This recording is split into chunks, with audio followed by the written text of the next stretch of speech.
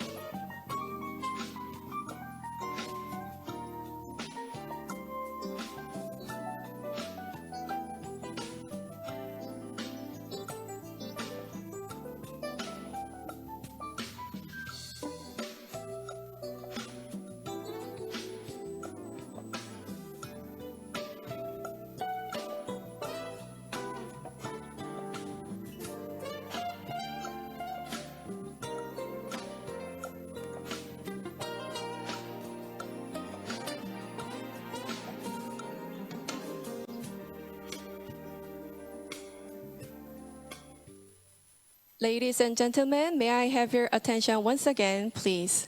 ichLinks official launching ceremony will begin shortly, after 5 minutes. So please make sure that you are logged in to the Zoom platform. And I'd like to ask all speakers to mute your mobile phone for smooth operation of this event, and ask all participants to mute your microphone, but turn on your video so that we can see you. And also, simultaneous interpretation service is provided during today's event in both Korean and English languages. So in order to select your own language, please click the globe icon that is located at the bottom of the screen.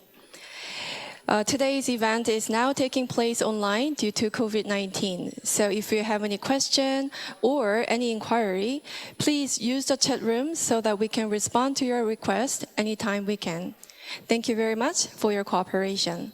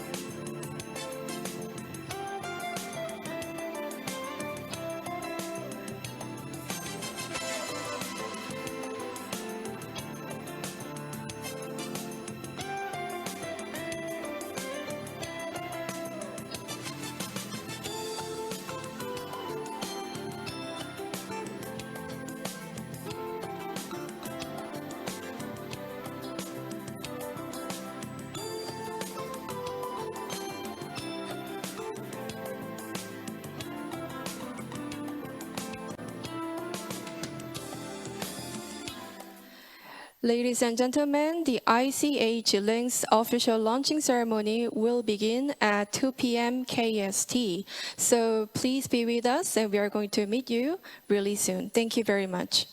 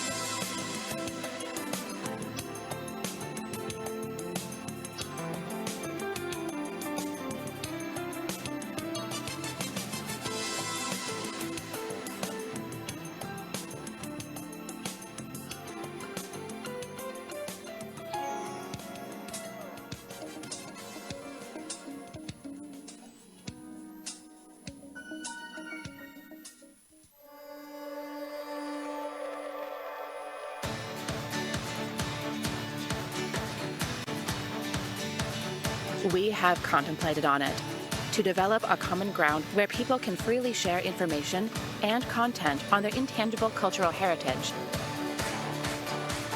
To increase the value of ICH in the Asia Pacific. Decentralization, openness and sharing, sustainability. These are 3 values that uphold our platform, and this platform will grow up and advance with our partners. We call it ichLinks.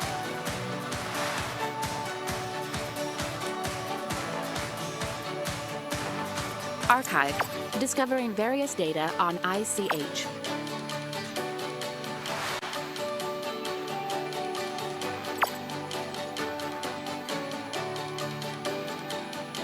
ICH Journey, traveling in special ICH sites. Exhibition, appreciating artworks in ICH.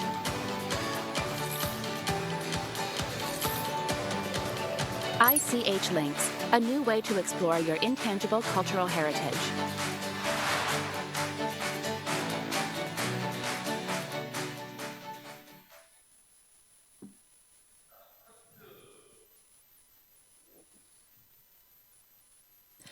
Good afternoon, ladies and gentlemen. It is a great pleasure to welcome you to the ichLinks official launching ceremony. My name is Hyunjin Choi, and I'm going to be the MC for today's event. ichLinks is an information sharing platform on intangible cultural heritage, which will contribute to creating a virtual cycle of stronger cultural bonds and lasting peace in the Asia-Pacific region and beyond. Today's event consists of 3 sessions. Starting with the ceremony in session 1, we will listen to feedback and suggestions from the related organizations in session 2, and a presentation on the operation and its future plan in session 3. So it would be very appreciated if our online participants can exchange their views and questions as much as possible. Now, let us begin today's event, celebrating the launch of ICH platform service. And first off, it is my great pleasure to introduce Mr. Kim Hyun-mo, the Administrator of Cultural Heritage Administration of the Republic of Korea, for welcoming remarks.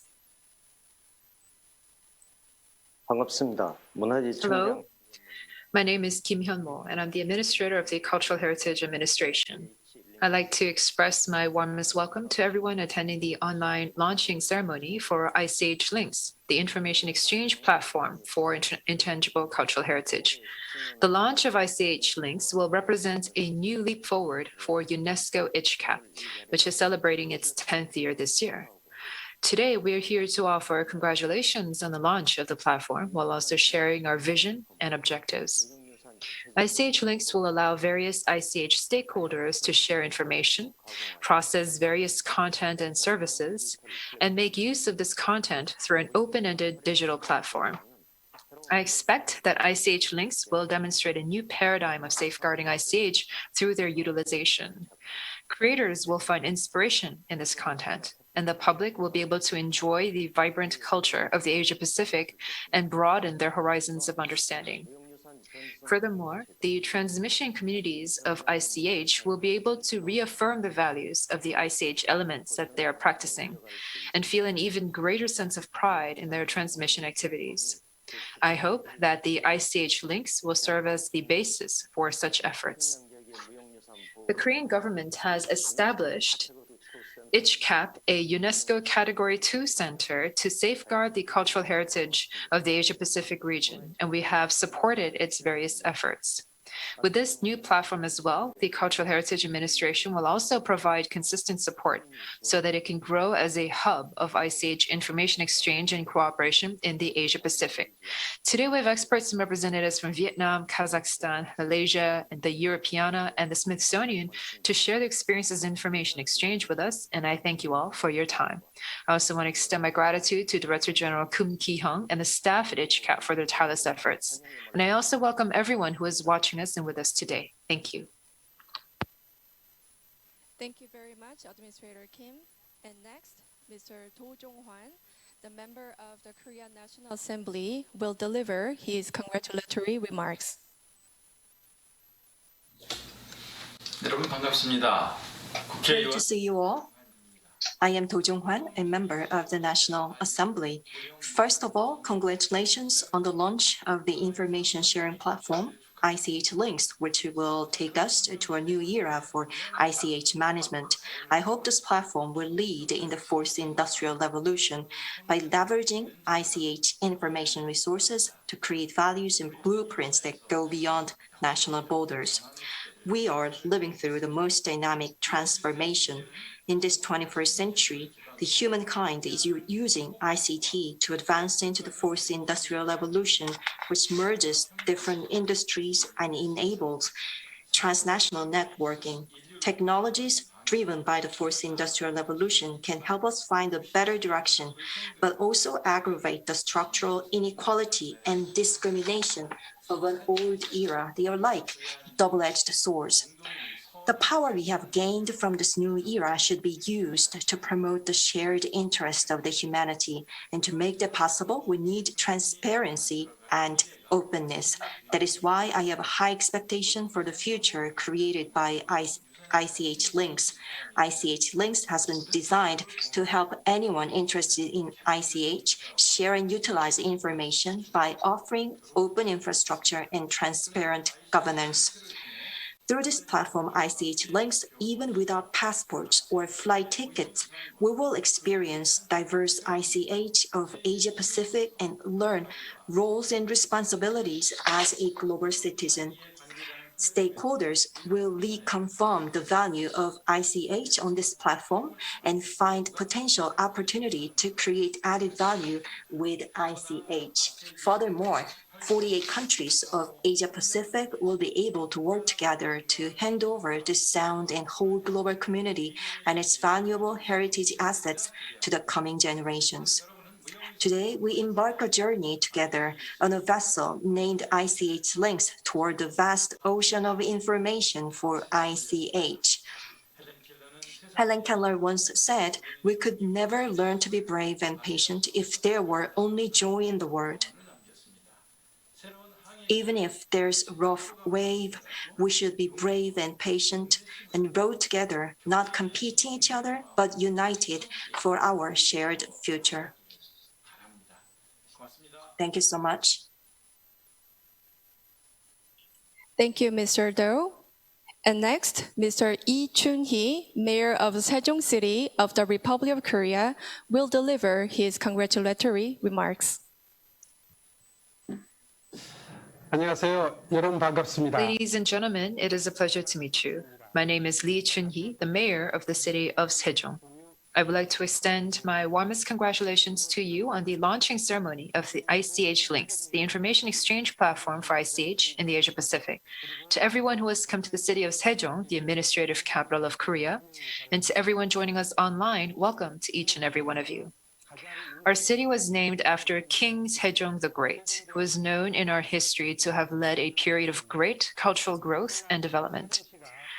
Our city was able to inherit and build on the spirit of King Sejong, who had great love for his people, thanks to the wisdom of our ancestors, who cherished our traditions and our culture. Going forward, we must go beyond safeguarding ICH and instead effectively manage, share, and utilize ICH elements. And I believe the basis for these efforts is none other than this ICH information sharing platform, or ICHLinks. I would like to thank UNESCO, ICHCAP, and the various participating countries for helping to create such a valuable platform for the exchange of ICH information on the Asia Pacific. And through the International Center for the Interpretation and Presentation of World Heritage Sites, which will be established in our city, we hope that international solidarity for the promotion of culture of our humanity will be further solidified. Thank you. Thank you, Mayor Lee. And next, Mr. Ernesto Otone, the Assistant Director General for Culture of UNESCO, will deliver his congratulatory remarks. It is my pleasure to join you in celebrating the launch of ichLinks, a new online platform for intangible cultural heritage in the Asia and Pacific region. Although the COVID-19 pandemic has created many challenges, particularly for culture and living heritage, it has also highlighted our interconnectedness and the value of sharing culture together through digital platforms. Each link is the embodiment of this value, uniting information shared by Asia-Pacific states in one dynamic, interactive platform. Each link brings culture into our living rooms, granting bearers, practitioners, and the larger public access to information about over 1,000 practices, traditions, and rituals. The large collection of free videos, photos, audio recordings, and publications, and the specially curated exhibition and stories make for a new and enriching experience with every visit. As you know, UNESCO has also launched an interactive digital platform linked to the intangible cultural heritage. The Dive into ICH platform presents a rich diversity of living heritage and its dynamic interconnections, which closely aligns with ichLinks. I hope you will take a look. On this special occasion, I would like to first and foremost thank and congratulate ICHCAP, the International Information and Network Center for Intangible Cultural Heritage in the Asia-Pacific region, for their hard work in creating this platform. This project has entailed countless hours of gathering and curating data from many countries, which is no small feat. This work would not have also been possible without the valuable contribution of the partners organizations in Kazakhstan, Malaysia, Mongolia, Uzbekistan, and Vietnam, who are also present at this exciting event. Ladies and gentlemen, this launch is only the beginning. Like our heritage, ichLinks is a living platform that will grow and evolve over time. Your content is essential to make sure the platform reflects the diversity cultural heritage of the Asia-Pacific region. We hope you will join us in sharing your data and maintaining ichLinks in the years to come. Thank you again for continued commitment to safeguarding intangible cultural heritage, fostering intercultural dialogue, and promoting equal access to information on living heritage. Enjoy.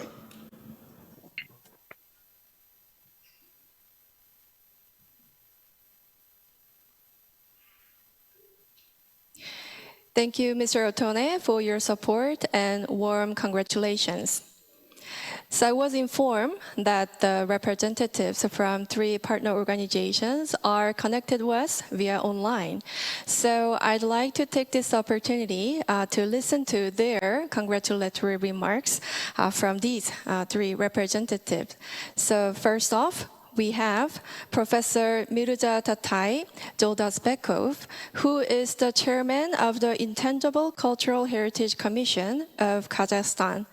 So, Professor Joldasbekov, please go ahead if you're ready.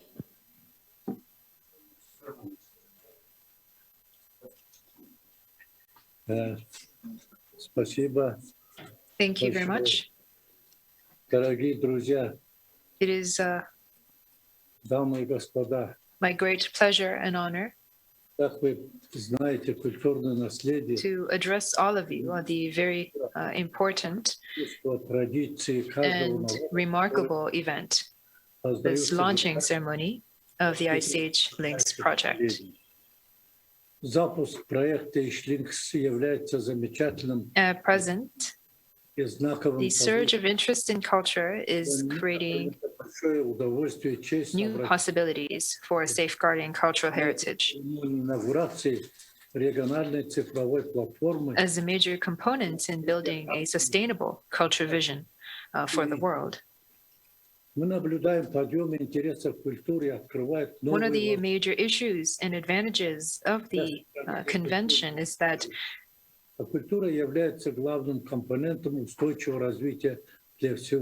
we all work to place local communities as the central actors in safeguarding our intangible cultural heritage. If the local groups themselves, ethnic, cultural, or social, are able to organize and manage their intangible cultural heritage or link up to appropriate institutions so as to generate income and create employment, this will be highly welcomed as one way of safeguarding such heritage. Digital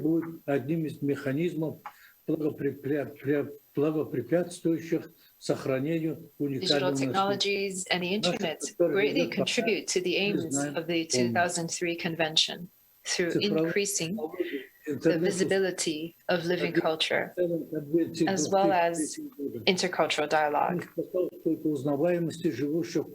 IT offers the advantage of presenting a more holistic view of movements, spoken words, music, other social interactions, natural surroundings, and much more.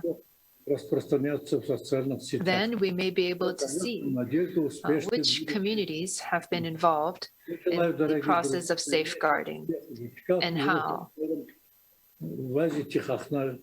And their experience and expertise can be widely shared in social networks. And I foresee the good future for ICHLinks and wish all success. Thank you. Thank you, Professor for your congratulatory message. And we sincerely appreciate your participation today as well. And next, we have Dr. Bui Hoai Son, who is the head of the Vietnam Institute of Culture and Arts Studies. So, Doctor, if you're ready, please go ahead.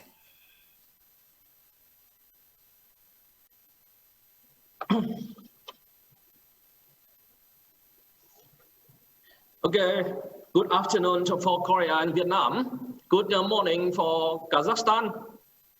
I am Bui Hoai Son, Director of the Vietnam National Institute of Culture and Art Studies, VICAS. From VICAS, as a leading research institute of Vietnam in the fields of arts and culture, we are very glad to be a part of this project to safeguard and promote intangible culture and heritage from our country. I believe the launch of ichLinks will help us to develop and strengthen our collaboration and relationship between different partner organizations, learn from each other, and we will be able to move quicker in sharing our valuable cultural resources to the wider audience, regionally and globally. And thank you.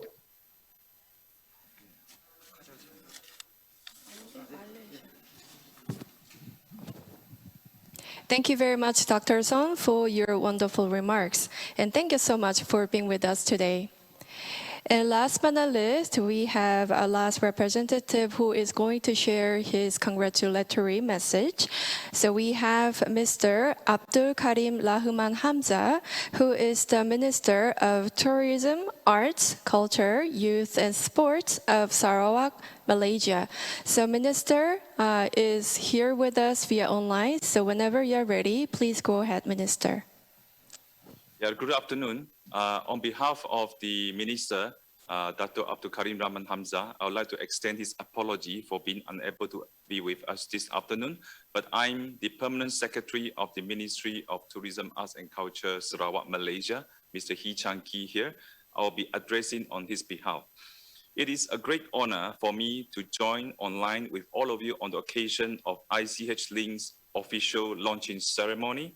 And on behalf of the Ministry of Tourism, Arts and Culture, Sarawak, my sincere appreciation goes to the intangible cultural heritage in the Asia-Pacific region, ICHCAP, by selecting MACPA, or Malaysia Association of Arts and Culture Activists, as the partner organization representing Malaysia in implementing ICHLinks project as a platform to promote digital preservation and ensure consistency in the management of digital records of intangible cultural heritage, or ICH. The ICHLinks project will help in developing the Malaysian ICH database and digital contents through the portal, and it is very important for preserving and managing Malaysian heritage and identity. For nearly 8 years now, MECPA has been a hothouse of cultural heritage practitioners in Malaysia in general and Sarawak in particular. It is no coincidence that MECPA was founded right at the heart of Borneo Island, namely Kuching, Sarawak. My ministry will continue to encourage and support MECPA in assessing on cultural heritage data for the implementation of ICHLinks initiative under the guidance of ICHCAP. Ladies and gentlemen, as most of us are aware that cultural heritage in particular faces unprecedented threats due to the increasing intolerance and dividing communities and nations.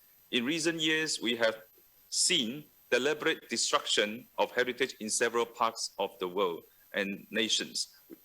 And as a state party of the 2003 convention, Malaysia is fully aware of the implementation of the convention and the needs in developing the inventory and Malaysian ICH database and portal. The government entities, both at the federal and the state in Malaysia, are fully aware of the role and contribution of communities as a stakeholders in preserving and promoting our own cultural heritage. And the state government of Sarawak has always encouraged the non-governmental organizations, NGOs, and the local communities to take positive action and initiatives in preserving and promoting ICH elements. I'm confident that ICHLinks platform initiated by ICHCAP would trigger the interest for more partner organizations to participate in sharing their database and contents related to ICH. I look forward to today's launch, which marks the beginning of information sharing on ICH in Asia Pacific region. And ICHLinks will enhance access that will portray and promote our priceless ICH throughout the world. Last but not least, my heartfelt appreciation and congratulations to the program specialists, Ms. Jung Min Yong and Mr. Park San Muk, and all the staffs for making this project possible. Again, my heartiest congratulations to ICHCAP for the launch of ICHLink project. Thank you very much. Thank you so much for a wonderful message that you have delivered on behalf of Minister.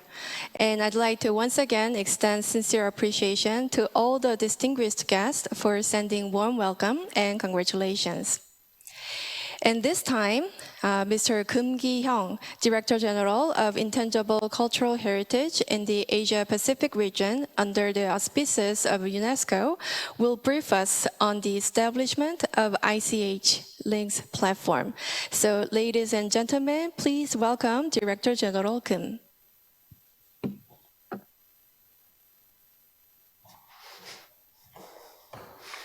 Thank you very much, Ms. Che, for inviting me.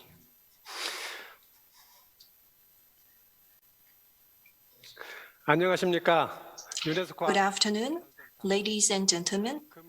I am Kim Ki-hyung, Director General of ICHCAP.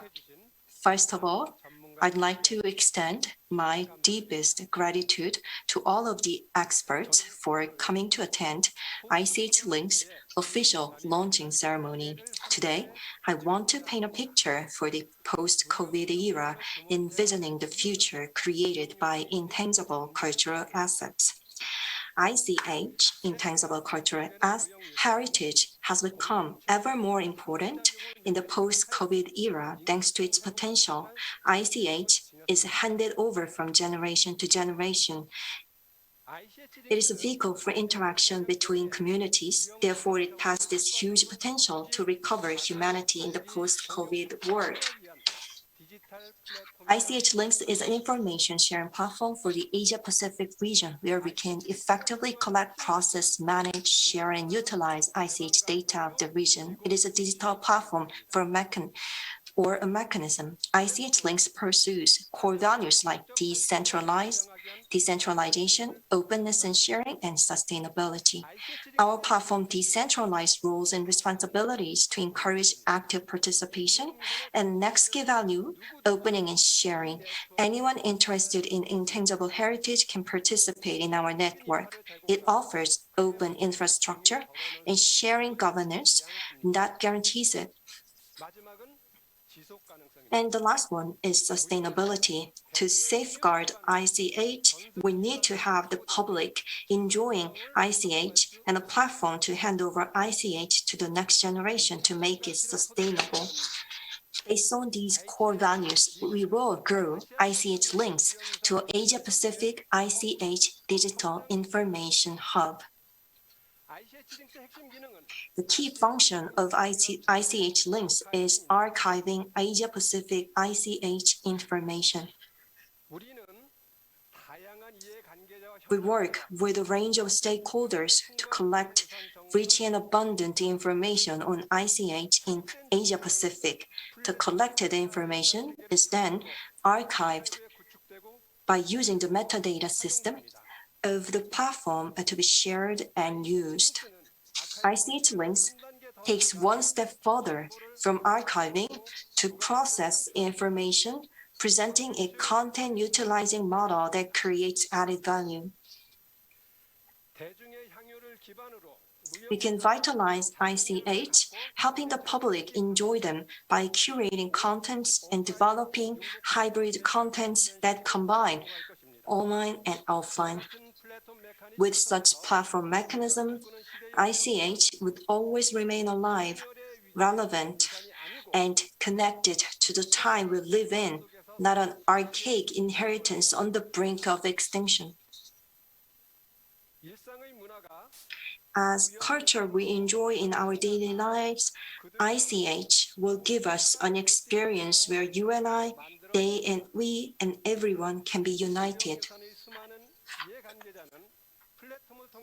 Countless stakeholders of ICH will encounter the bigger world and find infinite possibility through this platform. ICHLinks will create opportunities for ICH community, policymakers, researchers, and NGOs to exchange and collaborate. And to accelerate this journey toward the world we dream of, we need your participation.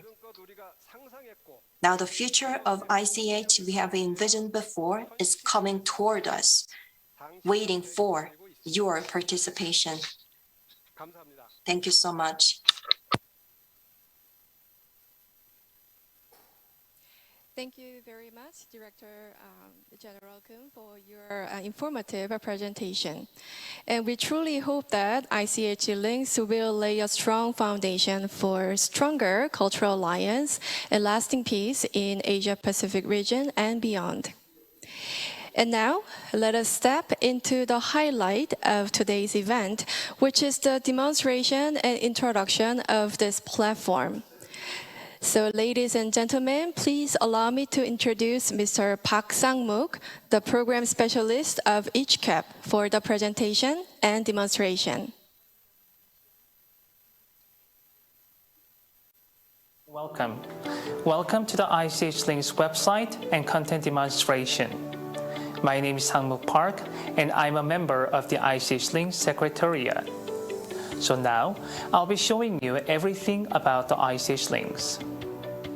ICHLinks is a platform designed for active sharing and use of ICH information, and it is comprised of many different sections, including the archive, ICH map, ICH journey, online exhibition, and ICH story. It may not be too far to say that the archive is the key to the ICHLinks platform. The archive has different sections, each of which present ICH elements, ICH map, images, videos, audios, publications, ICH stakeholders, and collections. The archive houses a variety of multimedia resources that ICHCAP has collected since 2011. It also presents ICH elements inscribed on the UNESCO list and the materials provided by 5 ichLinks partner organizations that joined this initiative since last year. And now, we'll take a look at the map and see what are available in different countries. Let's go far away to the west from South Korea. It looks like North Macedonia is the farthest in the western part of this map, and it has a blue circle on it. If you click it, you can see that North Macedonia had Spring Celebration Hydreles inscribed on the UNESCO representative list with Turkey. And now, let's move to the south end. You can see lots of beautiful Pacific states here and learn that the Kingdom of Tonga has an element named Laka Laka, dances, and song speeches of Tonga. Behind me is the dashboard designed for the archive managers from partner organizations. It tells you a lot of things with statistical facts and figures about the materials shared through the platform. The main dashboard provides the fascinating visual images of user interactions arising from the platform. You can see users of which country are looking at which member state's information and resources. Can you see the light traveling between countries? This one is telling you that a user from Korea is browsing resources in Vietnam and Kazakhstan. Look at the statistics by countries. You can see that Tajikistan has the biggest number of ICH elements with 552 among the countries presented at the archive. Mongolia, one of the first group of ichLinks partners, came in the second with 132 elements. Malaysia, another partner since last year, comes next with 114 elements, followed by Kyrgyzstan with 100 in total. Shall we now move on and see what we have in 5 UNESCO ICH domains? This graph shows that we have 145 elements manifested in oral traditions and expressions, 327 in performing arts, 241 in social practices, rituals, and festive events, 114 in knowledge and practices concerning nature and the universe, and 261 in traditional craftsmanship. You can learn from the chart that the elements on the performing arts outnumbers the others in the archive. Alright, let me now show you how you can search data at the archive. So let's start with the Malaysia first. Malaysia is the member state represented by one of our partner organizations. It has 115 elements in the archive, and it also has 85 images, 10 videos, 1 publications, along with the information on its ICH-related organizations and individual experts. You can also meet Mr. Mazuki Tambi, the president of the Malaysian Art and Cultural Practitioners Association, with his excellent picture on the stakeholders page. Then, shall we now take a look how ichLinks collected the data to the platform? We have so far received sample data from each partner organization and uploaded them to the database from our side. The partner organizations share their resources and metadata, including the descriptions on the content, as well as the other details such as the name of the photographer, the time the photo was taken, and the copyright holders. And these resources were then rearranged and uploaded to the ichLinks database. But from now on, we are planning to have our partner organizations manage the data on their own. The direct data upload and management can be made possible in so many different ways. But for the partners that have databases already, we will link their databases in part with the ichLinks archive for effective and easier data sharing. If it is not the case, we will create an individual account for the partners to upload and manage data by themselves. The data shared as such can be used in so many ways. The basic idea of ichLinks lies in archiving the data and resources on ICH elements. And then we curate them in interesting ways to help people enjoy culture and cultural heritage in their daily lives. And as part of this, we created 3 types of curated content using the resources shared through the platform. Now, let me introduce 3 virtual characters from different countries, and I will show you how they can use the ichLinks platform. First, let's suppose you are a 20-year-old college student from Europe and you have much interest in Southeast Asian culture. And this year, you are planning a trip to Sarawak in Malaysia for the summer vacation. You can visit ICH Journey to make out an itinerary with the purpose of getting a better understanding and hands-on experience on the local Sarawak culture.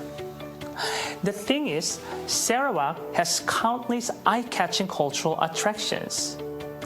If you looked at this photo of Ngazat dance, you'd probably want to see the dance with your bare eyes on the spot. As this photo is connected to the archive, you can get extra photos and the videos about this dance with a simple click of the mouse. Then, you'd probably get more fascinated by the Ngazat dance, and you can add watching the show on your list to do in Sarawak. And for the second, let's say you are an exhibition planner working in an art center in the Philippines. And suppose that you got a new work to design, a special exhibition with the topic on the Central Asian paintings. You can probably visit online exhibition at the ichLinks and get an inspiration from the Uzbekistan miniature art. You could also compare it with other types of paintings in Central Asian countries, and if necessary, you can go deeper with extra data retrieval at the archive. And for the last, let's say you are a film director from Korea, and you are planning to make a new film about the culture of Kazakhstan. If you visit ICH Story, you can read an article and watch videos about Orteki, traditional Kazakh puppet musical performing art, and you can get a deeper understanding on Kazakh culture and their lives. And the subsequent process of looking into the relevant resources at the archive will give you a heightened understanding on the topic through comparing them with those from other Central Asian countries. On top of that, ichLinks resources and materials can be used for other purposes. Researchers in the field of comparative folklore studies or anthropology can use the platform to understand the similarities and differences in traditional rituals, food, and dances from different countries. And if you are an international conference planner, you can visit ICH Stakeholders page to look for the right speakers for your event. You can use the organization or expert pages to get a hold of the person you need to contact. Further to these, we will spare no efforts to facilitate the active use of ICH elements in many areas of cultural industry. More specifically, Asia-Pacific ICH can be used as key resources and topics for making films, drama, games, animated movies, and characters. We have witnessed so many of them already. When ICH gets to create values in close connection with modern cultural industry, we believe that the world will see a stronger viability and sustainability in intangible cultural heritage. ichLinks is just at the beginning. But with your help and support, this new platform will definitely move forward step by step. ichLinks will keep archiving ICH information from the Asia-Pacific region, and we will further create new and innovative content in the course of time. And finally, we wish the ichLinks to be the new information hub for the Asia-Pacific intangible cultural heritage. will be here waiting for you to join in. Thank you.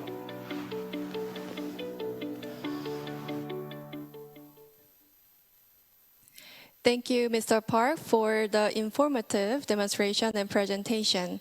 And from the demonstration, we could clearly see that ichLinks is a one-stop service platform where users can easily access and view diverse information about intangible cultural heritage that was shared by the member states in the Asia-Pacific region. So I believe that it is really convenient and easy to use. So I'd like to sincerely ask all the participants to pay attention to our ichLinks and get access as soon as possible. So with that, we'd like to close session 1, and we will resume session 2 at 2:45 KST, which is about 4 minutes away from now on. But during that time, why don't we meet those who have worked so hard to develop this ICHC platform together through video.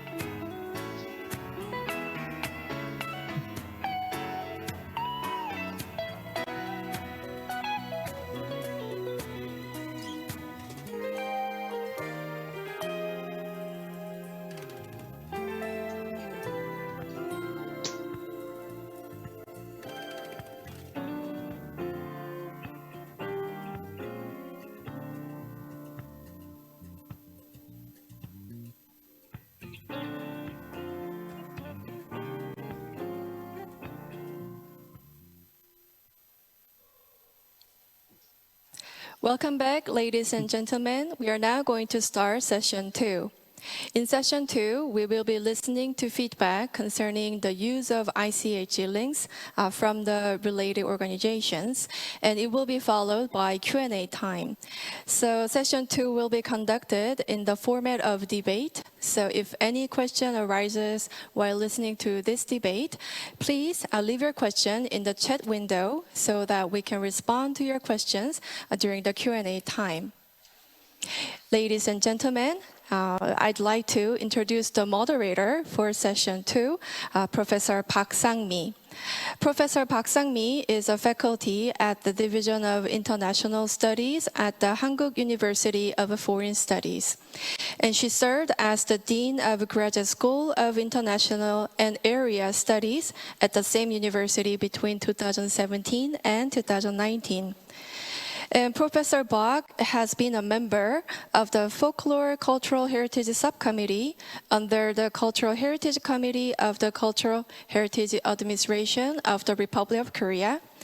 And in 2019, she was elected to serve as chairperson of the evaluation body for intangible cultural heritage of humanity for UNESCO. So, ladies and gentlemen, please welcome Professor Park. And the floor is yours, Professor Park. Thank you. And welcome to session 2. And I'm Sang-mi Park, or Park Sang-mi. It is a great pleasure and honor to serve as the moderator of session 2. And we'll be able to hear some feedbacks from 5 speakers in different corners of the world. Our first speaker is Dr. Bui Hoai Son, the director of the Vietnam National Institute of Culture and Arts Studies. Now, Dr. Son, please. Yeah. How can I use this? No, yeah.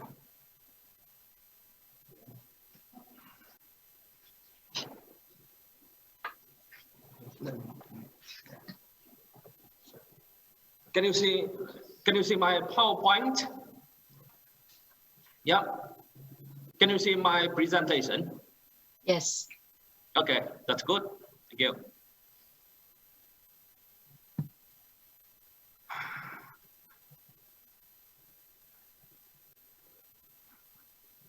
Okay.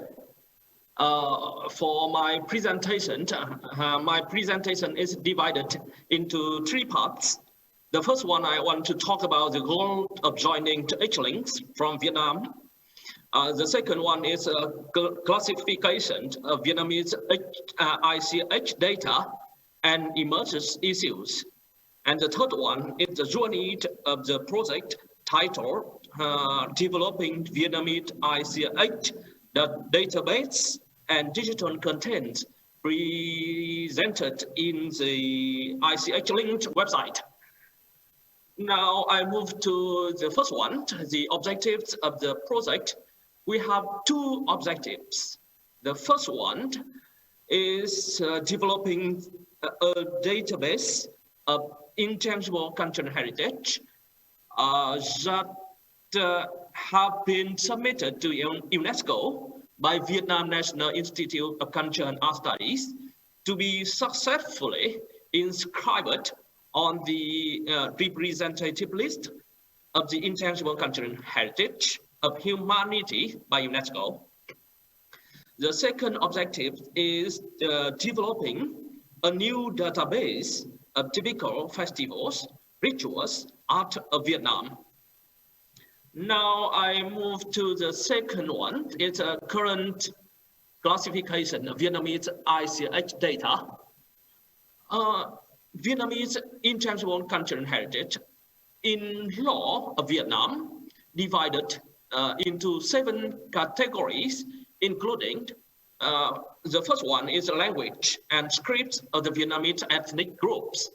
The second is the folklore, includes epics, folk songs, folk verses, folk proverbs, wits, fairy tales, jokes, fables, lullabies, and other verbal or written expressions. The third one is the folk performing arts include music, dance, singing, theater, and other forms of folk performance. The fourth one is social customs, including customary laws, conventions, moral standards, rituals, and other customs. Fifth one is traditional festivals. The sixth one is traditional handicrafts. And the last one in the list is folk knowledge, includes knowledge of nature and human life, labor and production, medicine, traditional medicine, cuisine, clothing, and other folk knowledge. Now we move to the emergent issues. The emergent issues in Vietnam, it's a current ichLinks website. It's classified differently from that of Vietnam. ICH data should be classified appropriately in order to have similarities between Vietnam and ichLinks. Some Vietnamese intangible content heritage must be reviewed before presenting in ichLinks website, because shall have specific agreements to work with ichLinks to implement this content in 2021. And now we are in the journey of the project developing Vietnamese ICH database and digital contents presented in the ichLinks website. We are talking about ICH selection criteria. It's very important to talk about criteria. So for my Vietnam, I think 3 criteria. The first one, ICH selection is in accordance with the domains of the 2003 Convention to improve ICH value in the country and in the region. The second criteria is ICH selection is implemented and advised by a council of experts. The third one, the third criteria, there is consent among content actors and practitioners, researchers, and filmmakers in filming ICH in the future. And for the establishment of a research team and filmmaking team, including the first one is researchers, the second is photographers, cameramen, film technicians, and script writers to writing outline for recording and scenario.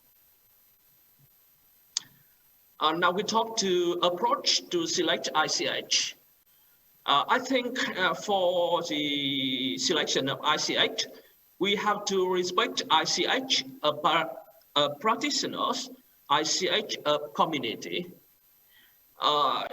We have to cooperate with local communities and practitioners to conduct festivals, ceremonies, traditional arts to develop new data on ICH. As for living ICH in the community, we organize meetings with ICH owners to have their consent for researching, filming, recording, photographing ICH. As for ICH that falls into oblivion, we organize meetings with ICH owners to discuss about ICH restorations and how to make ICH vitalize in the community. For the selection research, we have to do research into ICH contents to be transmitted before making scripts of academic films. Now we talk to methods of implementation. My institute, the Vietnam National Institute of Content Art Studies, shall focus on researching into the core issues of ICH to convey accurate information on the basis of the UNESCO Convention on the protection of intangible cultural heritage. We use disciplinary methods of history, ethnology, in-depth interviews, visual anthropology, etc. For documentation of ICH, we do filming, taking photos, decoding the most authentic documents of ICH. For the implementation by my Cultural Heritage Data Center, we have a center like a archive center at my institute. Activities include field research, filming documents, taking photos of documents, decoding documents, and digitalization of documents. For the field research, we do literature review, data review, historical review of selected ICH. We do pre-field research into ICH from books, magazines, archives, and field surveys to meet and exchange with local ICH practitioners and transmitters. We do examine the context and background of ICH. We do in-depth interviews with ICH practitioners and experts to fully understand ICH. For making film scripts, we do like some basic planning, developed an outline of filming, and developing a draft of filmmaking basis on researched contents includes introduction, concept and history of ICH, type and content of ICH owners and implementers, ICH transmission situation, and schedule of filming time, equipment, and location. For filming document, we ensure the authenticity and restraint film director's intervention. We ensure sound and light quality, whether filming indoor or outdoor, to meet the filmmaking requirements of each type of ICH. We do direct interview with practitioners in the space where ICH exists. For editing and montage, I think some information are very important. It's a restraint graphical effects. Graphics may be used for content space maps related to ICH, and background music should be the music of content owners, not Western music. And we should use caption in Vietnamese with subtitles in English. For digitalization, I think selected ICH for filmmaking may be newly shot, but they may have practices that cannot be restored at present or no longer exist. It is imperative to collect documents from different sources or convert from analog formats like tapes for videos, text documents, negative films to file formats that is readable in the computer for editing, archiving, or popularizing ICH. For archive, applies to two types of data. It's a video and photo. I think classification of metadata includes name, subtitle, cameraman, filming time, filming location, character, content, and copyright. The outcome material is used for different purposes, so there will be different standards and formats that need classification of archives like a master document, draw documents, clean documents, and final documents, etc. Data sharing on ichLinks platform. So in 2018 to 2019, and under the sponsorship of ICHCAP Korea, my institute produced 10 films about typical intangible culture and heritage of Vietnam, include the name below. So now move to the conclusion. ICHCAP project implemented in Vietnam and other countries in Asia Pacific region are effective, which have remarkably contributed to the preservation and promotion of ICH in accordance with the 2003 UNESCO Convention. Due to the limited financial resources in Vietnam, my institute, VICAS, hopes to continue to cooperating with ICHCAP to get a new database on Vietnamese ICH to be updated in the ichLinks website in the coming years. This will help promote Vietnamese ICH, at the same time bring about benefits to the development of cultural and creative industry through partnership. And thank you for listening.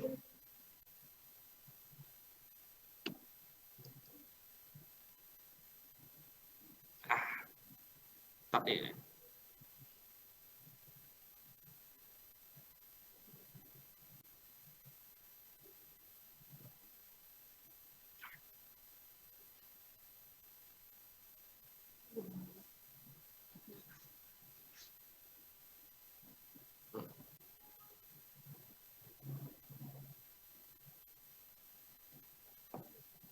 Thank you, Dr. Son, for your insightful and informative presentation. Our next speaker is Dr. Rustam Muzaffarov, who is the Vice Chairperson of the Kazakhstan National Committee for the Safeguarding of the Intangible Cultural Heritage. Dr. Muzaffarov, please. Thank you, Ms. Chair.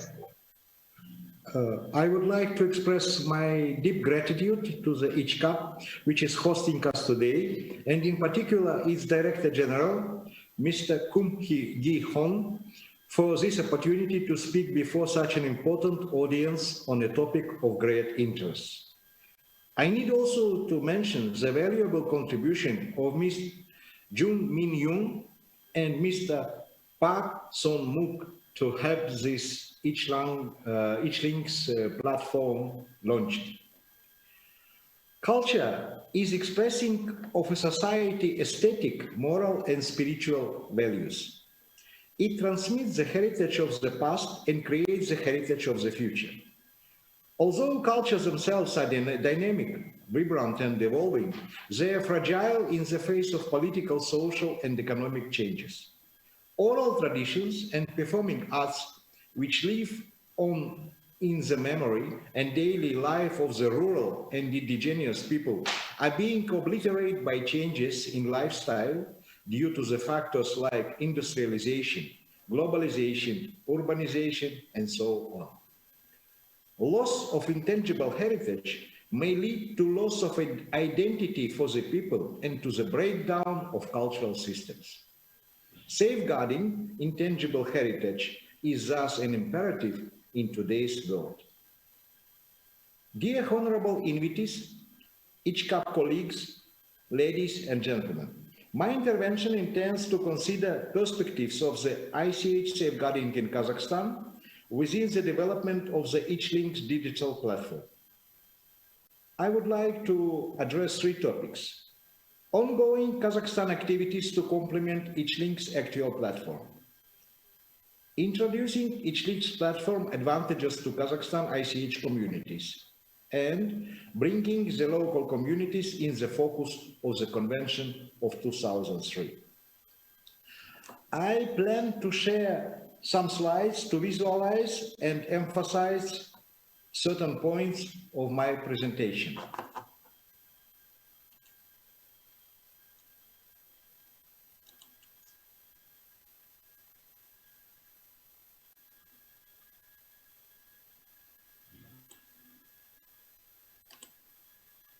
I hope that you can see the first slide. Is it so?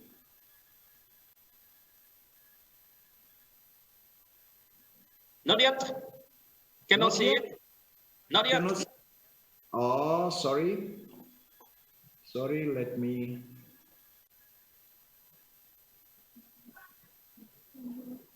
try to do it in another way.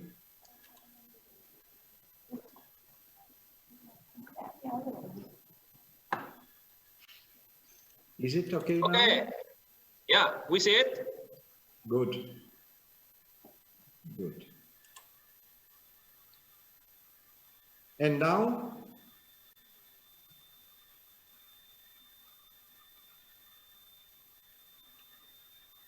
Sorry for this. Yeah, I see. I think I cannot show it in full screen mode. Needless to mention that the intangible cultural heritage has been the invisible part of cultural heritage legal protection until early 2000s, because the UNESCO Convention 1954, 1970, 1972, and 2001 focused on safeguarding the tangible heritage. Nevertheless, it was an issue of long-standing concern. The basic definition of intangible cultural heritage has been formulated already in March 2001 at the Turin International Roundtable of Experts. The skills acquired by people, as well the knowledge, competence, and the creativity of which they are the heirs and which they develop, the products which they create, and resources, spaces, and other dimensions of social and natural framework necessary to their durability. These skills inspire at their life communities a feeling of continuity compared to the generations which preceded them, and are of crucial importance for the cultural identity, as well as the safeguard of the cultural diversity and the creative of humanity. With regard to the international safeguarding of intangible cultural heritage, the Convention 2003 was required to incorporate a mechanism whose main purpose would be to ensure that public opinion was better informed about the various aspects of the intangible cultural heritage, choosing to meet a number of internal criteria, namely the importance of this heritage to the creation and permanence of a given community or social group's identity, and external criteria with regard to respect for human rights, for example, and the ability to foster intercultural dialogue. In Kazakhstan, we are lucky to have multi-ethnic and multicultural society which exists since anciency. This multicultural environment has been inspired through cultural transfers before and after the Great Silk Way, which had crossed the territory of Kazakhstan in 3 directions according to UNESCO History of Civilizations of Central Asia. The amalgamation of traditional knowledge, beliefs, sedentary and nomadic people, urban and steppe lifestyles, this was the prerequisite of unique cultural heritage of Kazakhstan. I want to invite you to a short ICH journey within Kazakhstan domains of the Convention 2003. Oral traditions and expressions, including languages, as a vehicle of the intangible cultural heritage. Far more of the total heritage of a people is recorded and preserved in verbal terms rather than in physical objects. However, traditionally, the emphasis was placed on the written records rather than oral ones.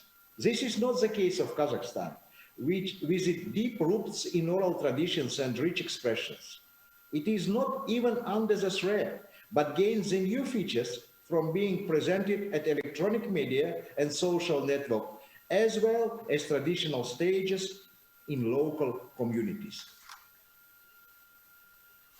2 elements are already in the global representative list. 1 nomination is ongoing, and 7 more elements were listed as the national inventory, including oratory skills, lyric singing, and epic poems.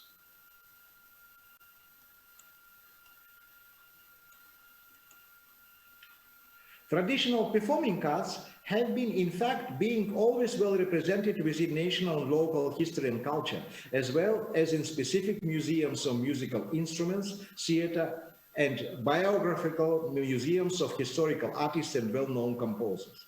Again, there are many more opportunities for national and local cultural centers in this sort of area of activity, which would offer a twofold benefit: actively supporting and promoting the intangible heritage, and at the same time demonstrating the value and importance of the art to their wider community. You may see the photo of the National Dombra Day, Kazakh most popular instrument with 2 strings, which is celebrated on the 1st of July. Now you can see the first president of Kazakhstan, Nursultan Nazarbayev, and Miss Aktati Raimkulova, now Minister of Culture. They both took part and played their loved songs and music. Among 9 elements of performing art from the national inventory, 1 traditional art of Dombra Kyu was inscribed in the global list. And 1 more, Orteke, which was also shown during Mr. Park Song-moon's presentation, has been submitted to UNESCO. We invited you to visit ichLinks site to enjoy video on Orteke and read the attractive story about this ancient theater art. Many ethnographic, social history and local history museums are already very actively engaged in recording and promoting social practices, rituals and festive events. Such practices and events are often the official custodians of important physical artifacts of central importance to such rituals.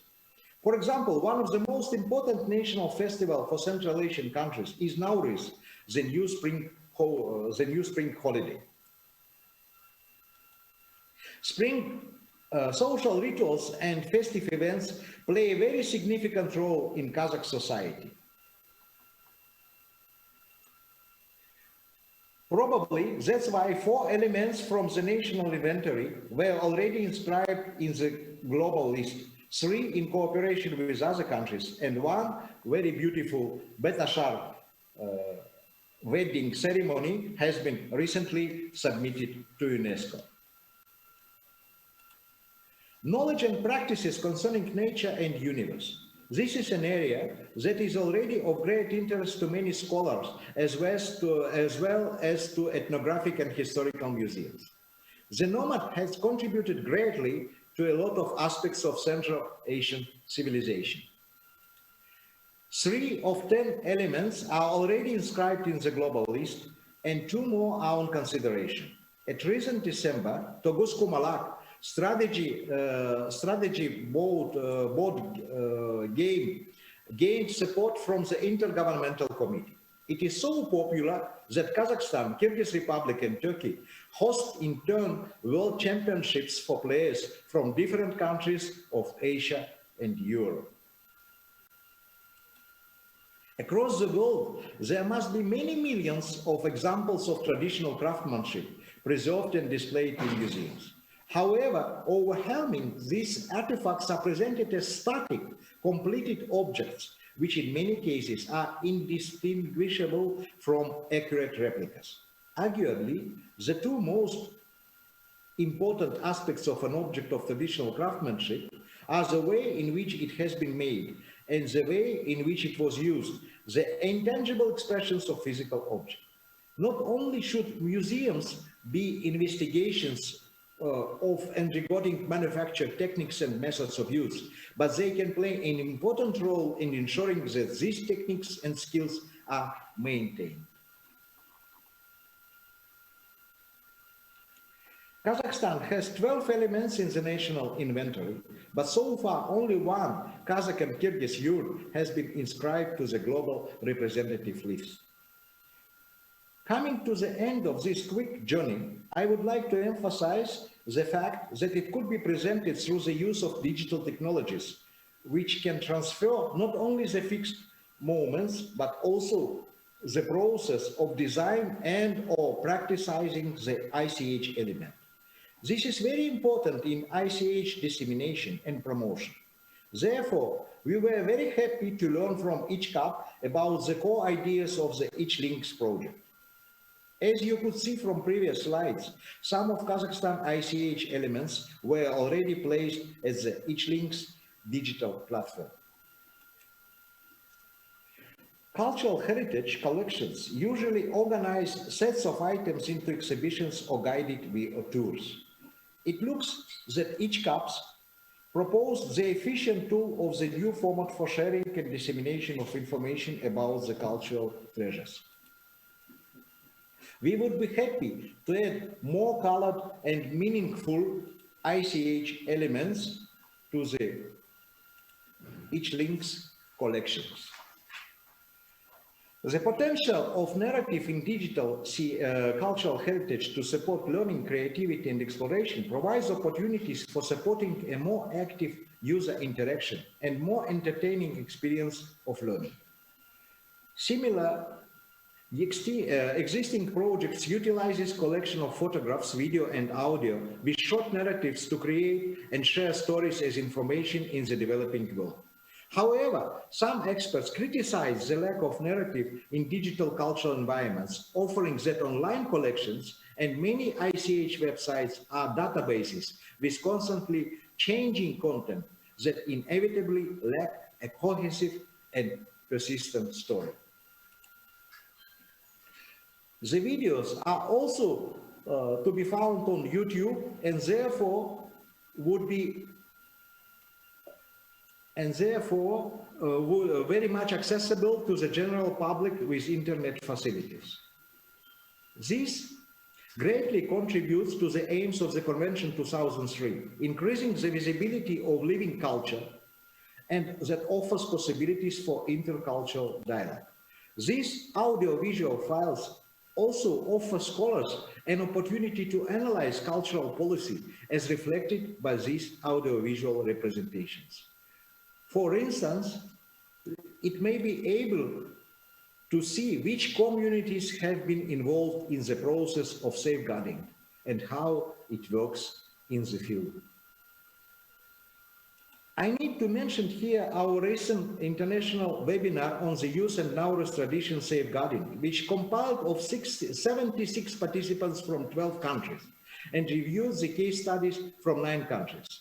For us, it was a very promising exercise in the view of use of digital technologies in disseminations of the ICH knowledge and sharing good practice example. The report on the webinar would be shortly posted as the ichLinks database. At present, the search of interest in culture is creating new possibilities for safeguarding cultural heritage as major component in building a sustainable cultural vision of the world.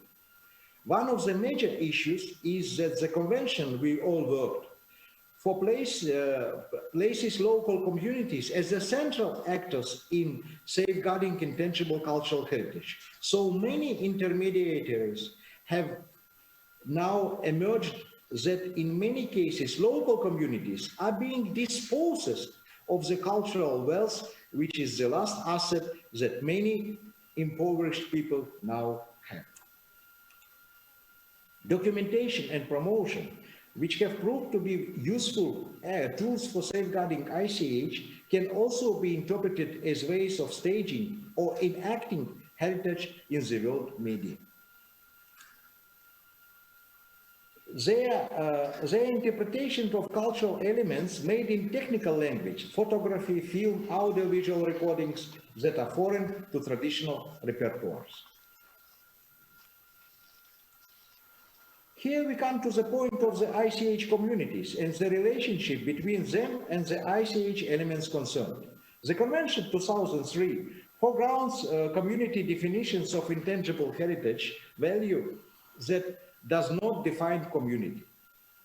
The Convention also gives communities all the rights to their heritage, but if this heritage is inscribed on one of the list of convention, it no longer belongs to community concerned, but rather to the humanity as a whole.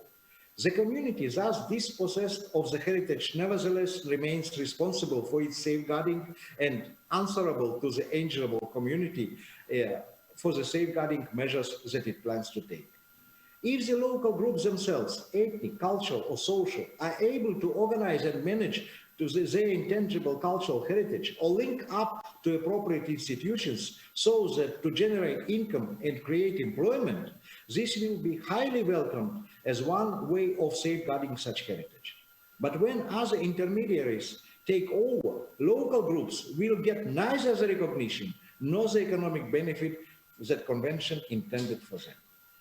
In this regard, we consider that one of the great advantages of the ichLinks platform is that we can now highlight the community inputs and also provide the network for its mutual communication, interaction, and possible cooperation. However, here we can face language barriers. That's why our committee and ichLinks project country group plan to design a mirror website which can provide useful information in Kazakh and other languages common in Kazakhstan, including those which come from the ethnic community concerned. Our next steps will be to identify the ICH bearers community and reconnect them through an intermediate local website to ichLinks platform. This we plan to implement within this year. We are looking forward to get the professional guidance from ICHCAP colleagues and benefit from good practice examples shared by other ichLinks partners.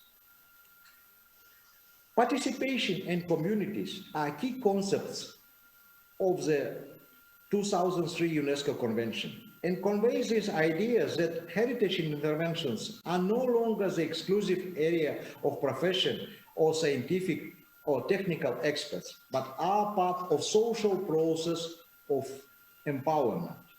Various stakeholders, such as states, NGOs, and researchers, are encouraged to assist the communities concerned in safeguarding their ICH interests and concerns.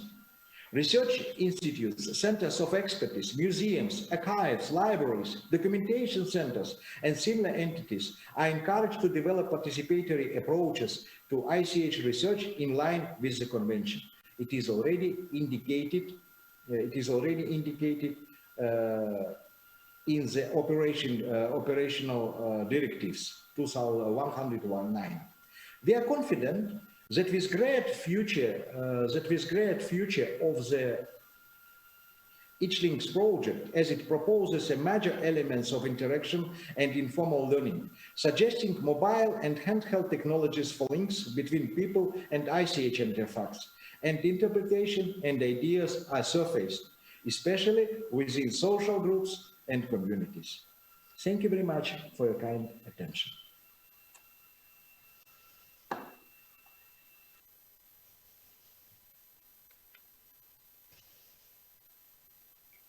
Thank you very much, Dr. Muzaffarov. Actually, I'm experiencing some problem with the screen presentation. I hope this is only happening to me and not to everybody else. I thank Dr. Muzaffarov for providing us with detailed information on the intangible cultural heritage in Kazakhstan, and also providing us with the feedback on the use of ichLinks. Our next speaker is Mr. Marzuki bin Tambi, who's the director of Malaysia Arts and Cultural Practitioners Association. I'd like to ask Mr. Tambi to start.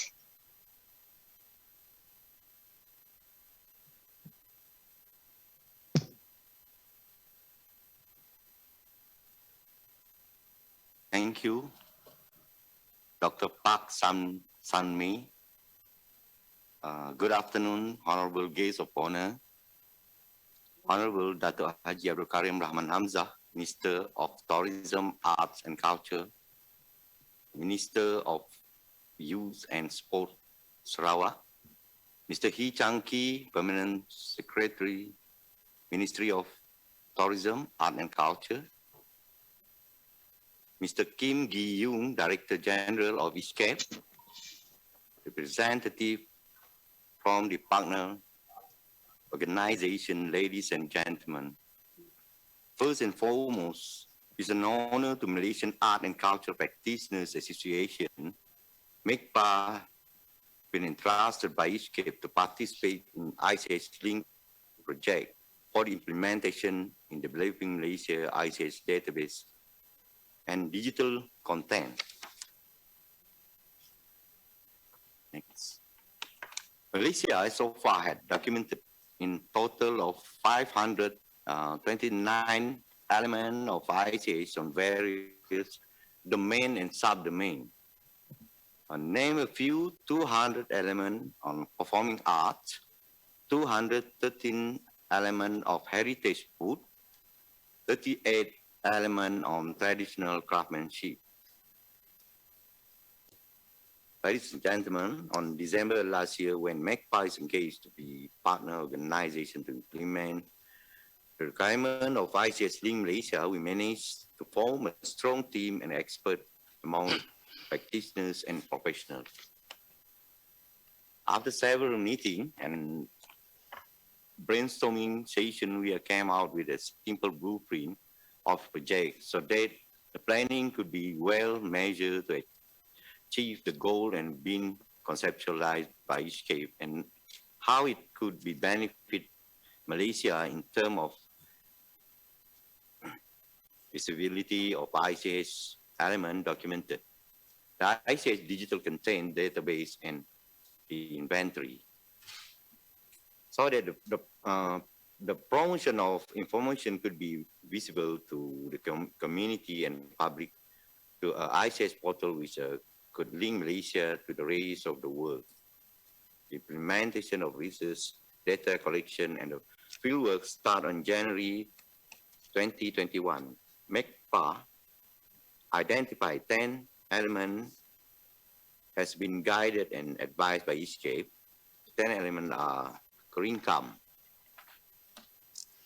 and Songket, traditional craftsmanship of gold, thread, embroidery. In February is Ngajat. Ngajat is a performing arts dance performed by warriors of the return from battle. So Ngajat is from ethnic group of Iban in Sarawak. On March, Syair, the oral tradition. Syair is a form of traditional Malay poetry, convey ideas on religion, of philosophy, or even one of describe a historical event. April, submitted for Silat. Silat is a combative art of self-defense and survival rooted in Malay archipelago. On May, Tondang Sayang, performing art practiced in Malacca by 4 communities, the Malay, Baba dan Nyonya, Chiti, and Portuguese community. While in July, we have Sami Gendang Melayu Sarawak. And list of traditional game and martial art in Malaysia. Just for additional information, Malaysia so far has registered 30 elements of traditional game and martial art. It's shown in the slide.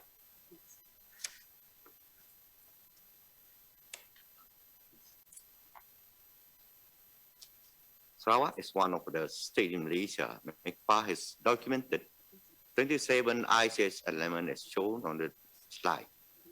Sarawak consists of not less than multi sub-ethnic group in which each with own tradition, expression, practices, craftsmanship, and lifestyle. Many more to be digitally documented as far as the safeguarding measure concerns. This makes Sarawak demography very distinct and crucial compared to peninsular counterpart. It does not mean that the rest of 13 states in Malaysia will be abided. So the ICH element documented since 2020, Ngajat, Sape, Bubu Pedas, Manok, Pansuh, Hinawa, Umay, Kiut, Pengap, Pakaian, Ngepan, Wak Kumbu, Sulaman Keringkam, Datun Julut, Gendang Melayu Sarawak, Tuak, Buka Tanah Baru, Adat Mandi Anak Iban, Puan Jati Anak Ju, Adat Petudui, Melanau, Matthew Ngau Jau, Menyumpit, Kelupis, Kek Lapis, Tebaloi, Celorot, Sayur Midin Goreng, Linang Kit, Manik Sarawak, Batak, Lampung, Tanda Melayu. Ladies and gentlemen, let us view a short video presentation by Mike Pa on digitalized content to be implemented, and some which is still in progress.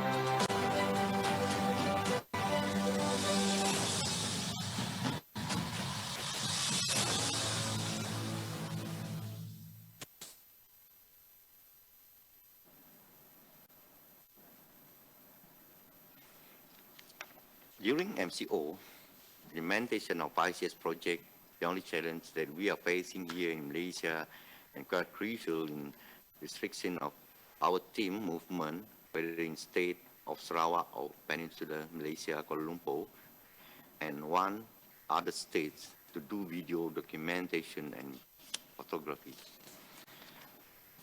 Within the initiative given by ICHCAP, the intention to establish ICS Sarawak database will be a reality. The strategy of digitalization with various formats will be advantage to portray the richness of Malaysia ICS, particularly in ICS Sarawak, to be visible through an interactive and creative portal. MECPA has planned a 5-year program to establish its database will cover the whole Sarawak and adding more elements of various states in Malaysia.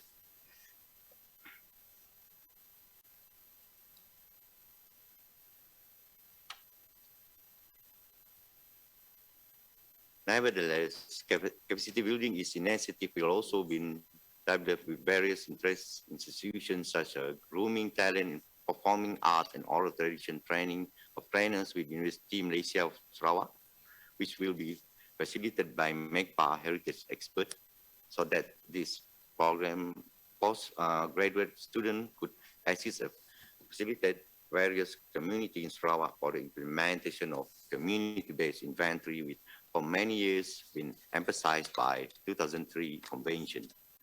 Furthermore, MECPA is really blessed by support and encouragement by the Honorable Minister himself and senior official of the Ministry of Art and Culture, Sarawak, actively monitoring and without fail keep on tracking if any assistance needed so that every program and activity will smoothly implemented. With such pleasant encouragement, inspiration to promote Sarawak as a hub for international event would possibly come true. On 35th to 27 June, MECPA will organize World Youth Jazz Festival with will witness the biggest virtual online World Youth Jazz Festival as the participation that we receive is over. So far, 18 countries have confirmed to participate. I would like to take this opportunity to invite any youth to participate and enjoy performing. The more, the merry. Ladies and gentlemen, ICHCAP is working very closely with the Ministry of Tourism, Arts and Culture Sarawak to establish an ICH center in Kuching, Sarawak. Let it be a center to cater the needs of portraying ICH of Malaysia with ICH Gallery, Administration Office, Technical Support, Training Facility, Archive, ICH Digital Library, and Repository, and many more facilities to preserve, safeguard, and promote ICH. May the dream come true. Thank you. Kamsahamnida.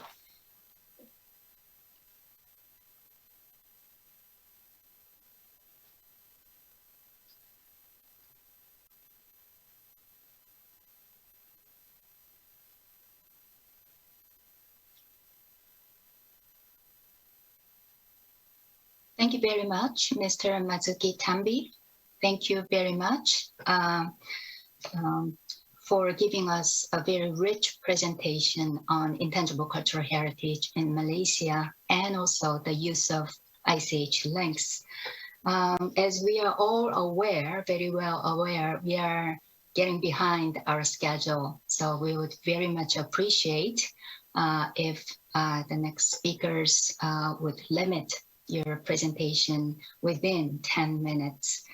Our next speaker, Mr. Harry Verweijen, who's the General Director of the Europeana Foundation, will speak for us. Mr. Verweijen, please.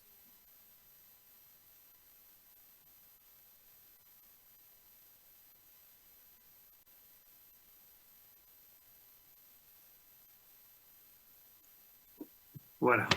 Good afternoon. Can you hear me okay? Yes, we can. Thank you. Thank you very much for having me. I'm very honored to be here at this important moment. My name is Harry Verweijen and I represent the Europeana initiative. And I'm very pleased to share some insights from our own organization with you today. Yeah, let me start by saying that it's an incredible pleasure to be here, and I really congratulate the Networking Center for Intangible Cultural Heritage in the Asia-Pacific region with the launch of ichLinks. I remember very vividly the day that Europeana launched its first service in 2008. And I know it's no small feat to bring something that started as no more than an idea, a wish perhaps aired by two colleagues, to something that can be shared with the world. So it's a remarkable feat. Let me start by sharing my screen and I'll share some slides with you. Here we go. Voila. So, I think it's important to take this moment to really understand what our role is as platforms that share cultural heritage in digital form to the world. And I just want to say that it's really my firm belief that digital cultural heritage has a very important role to play in a world that is unfolding at the moment, and we have a responsibility to help shape it. It's therefore my great pleasure to share some lessons with you that we learned over the past decade to support you as a sister organization in the Asia-Pacific region. Europeana started as a wish to digitize and share all of Europe's cultural heritage through a single point of access. Now, you may remember that at the time, the Google Library project proposed to do that for us. But at the time, the EU member states took a bold decision, and they objected to the idea that the sovereignty of our cultural heritage would fall in the hands of a single commercial entity. Now, don't misunderstand me. I absolutely believe that commercial platforms have a role to play, but it's also very critical that we keep the sovereignty of our cultural heritage in the public hands. So that was 10 years ago. And in the meantime, we have been able to provide access to over 50 million cultural heritage items throughout Europe from close to 4,000 libraries, museums, and archives. We're very proud of that. So these works, if you go to our website, would include things like famous works like the Mona Lisa, the Milkmaid from Vermeer, and the works of Rembrandt and Botticelli, as you would imagine. But I think more importantly, and I've learned this over the years, is that 50 million items give you an opportunity to reshape the narratives that you're telling about yourselves, and we can learn from. So here I've included an example of a recent story. We shared a narrative by a remarkable woman, Anna May Wang, from Chinese descent, a turn-of-the-century actress who dismissed notions of difference and otherness that Western audience had at the time about Asians. So she became a role model, and it's important to highlight their works also as an important part of the European history.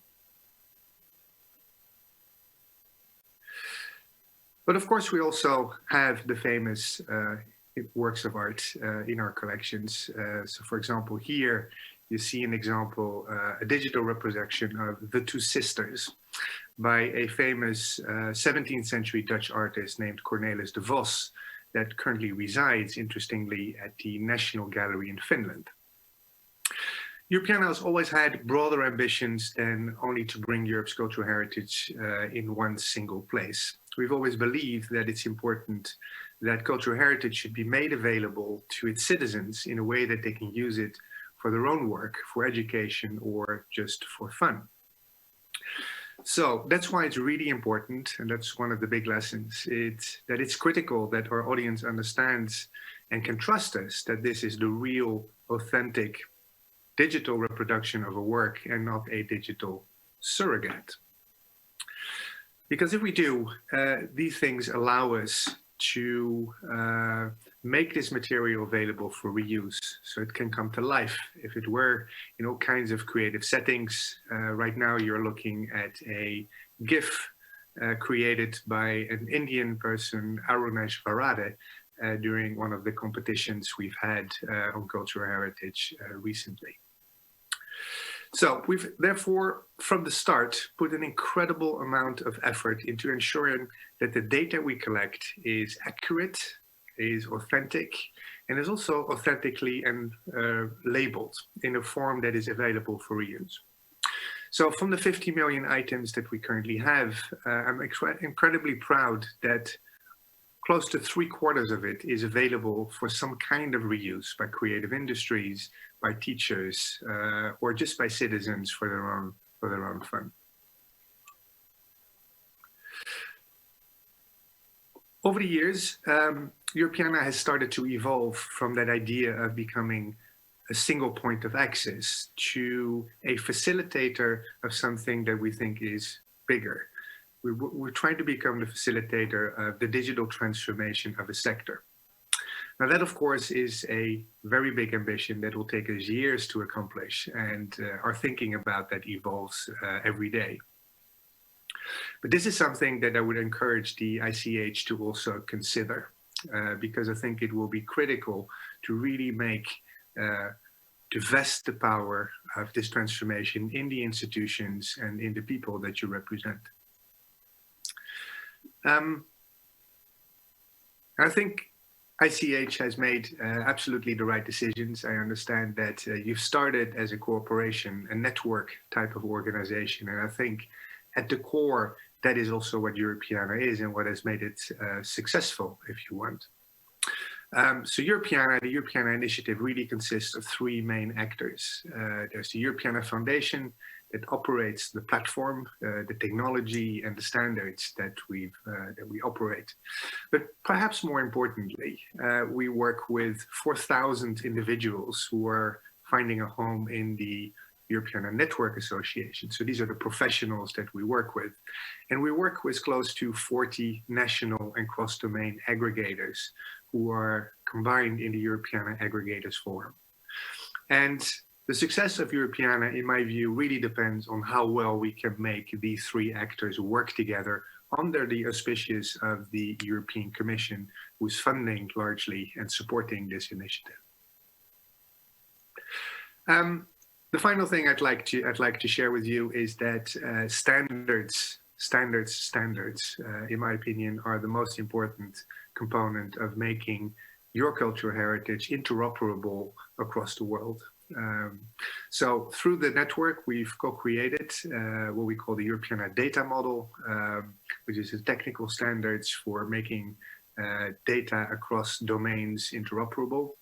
And we developed an infrastructure to make that data flow across the European member states. And that's something that I would really advise investing heavily in. And secondly, we're developing other frameworks, such as our licensing framework for copyright and publishing framework. Now, all of these are, of course, also available for you if you should seek for cooperation in this area. And I'd be very happy to closely cooperate with you. So this is really what I wanted to share.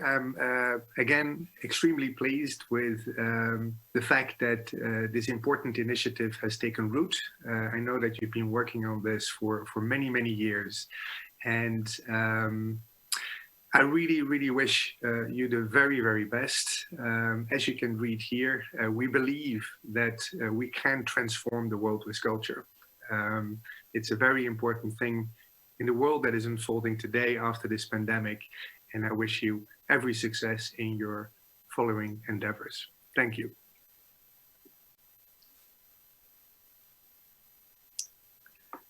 Okay.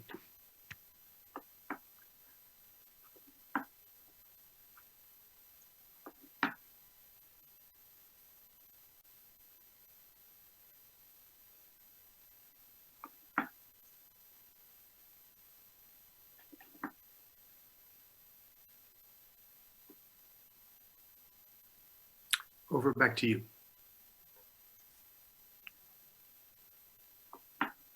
Yes, it takes some time. It takes some time for us to change the screen, the content of the screen. So now I think we are still waiting.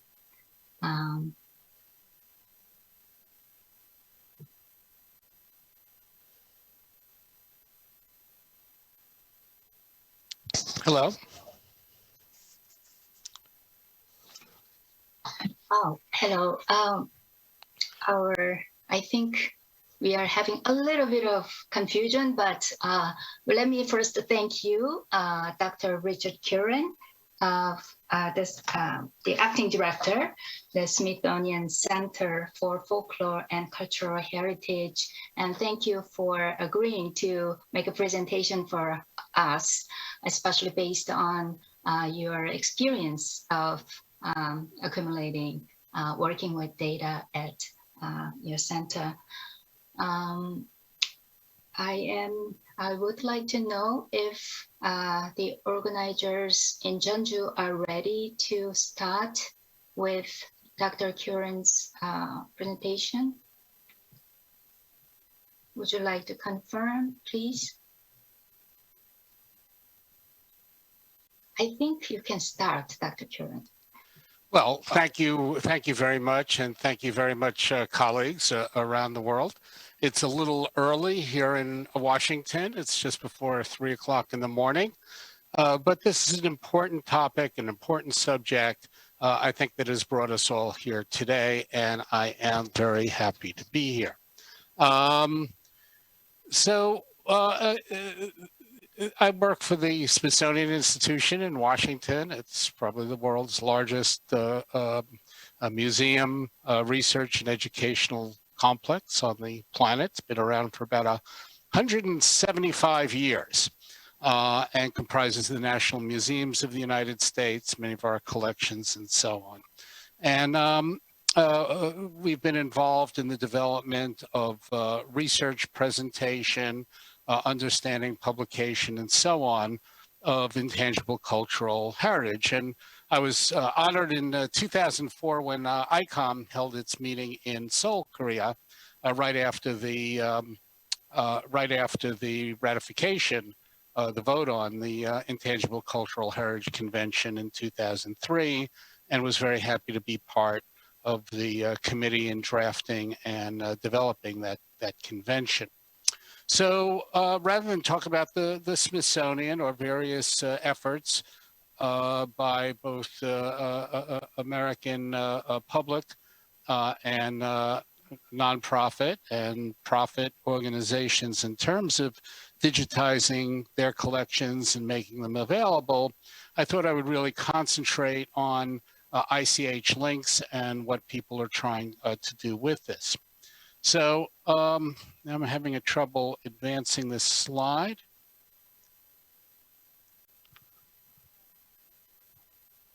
I wonder if the organizers could advance the slide, because I cannot.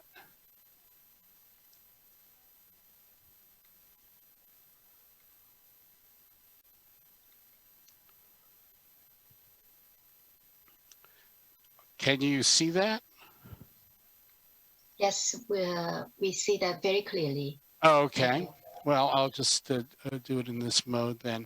So the first question, you always ask of an effort like this is, why does ICHLinks make sense? What can it do? Because we wanted to do or accomplish something. And I think, as our distinguished speakers have previously indicated, it's a great way of presenting a multimedia informative repository of documenting ICH, intangible cultural heritage, in the Asia Pacific region. And it can provide access, and I think we've heard very good, eloquent presentations about how it can provide that kind of access to heritage experts, communities, and students, officials, and teachers, not only in the Asia Pacific region, but around the world. It can provide added value to the materials through curation and interconnecting the materials. And it can encourage social organization of partners and shareholders who come together in an effort like this in order to basically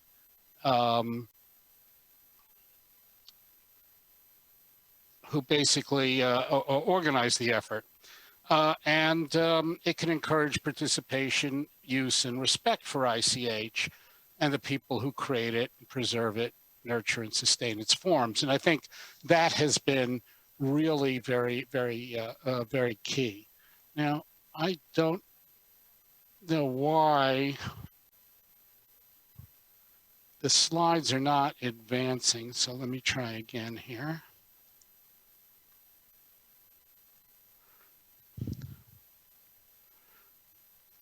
Let's see. There. Okay.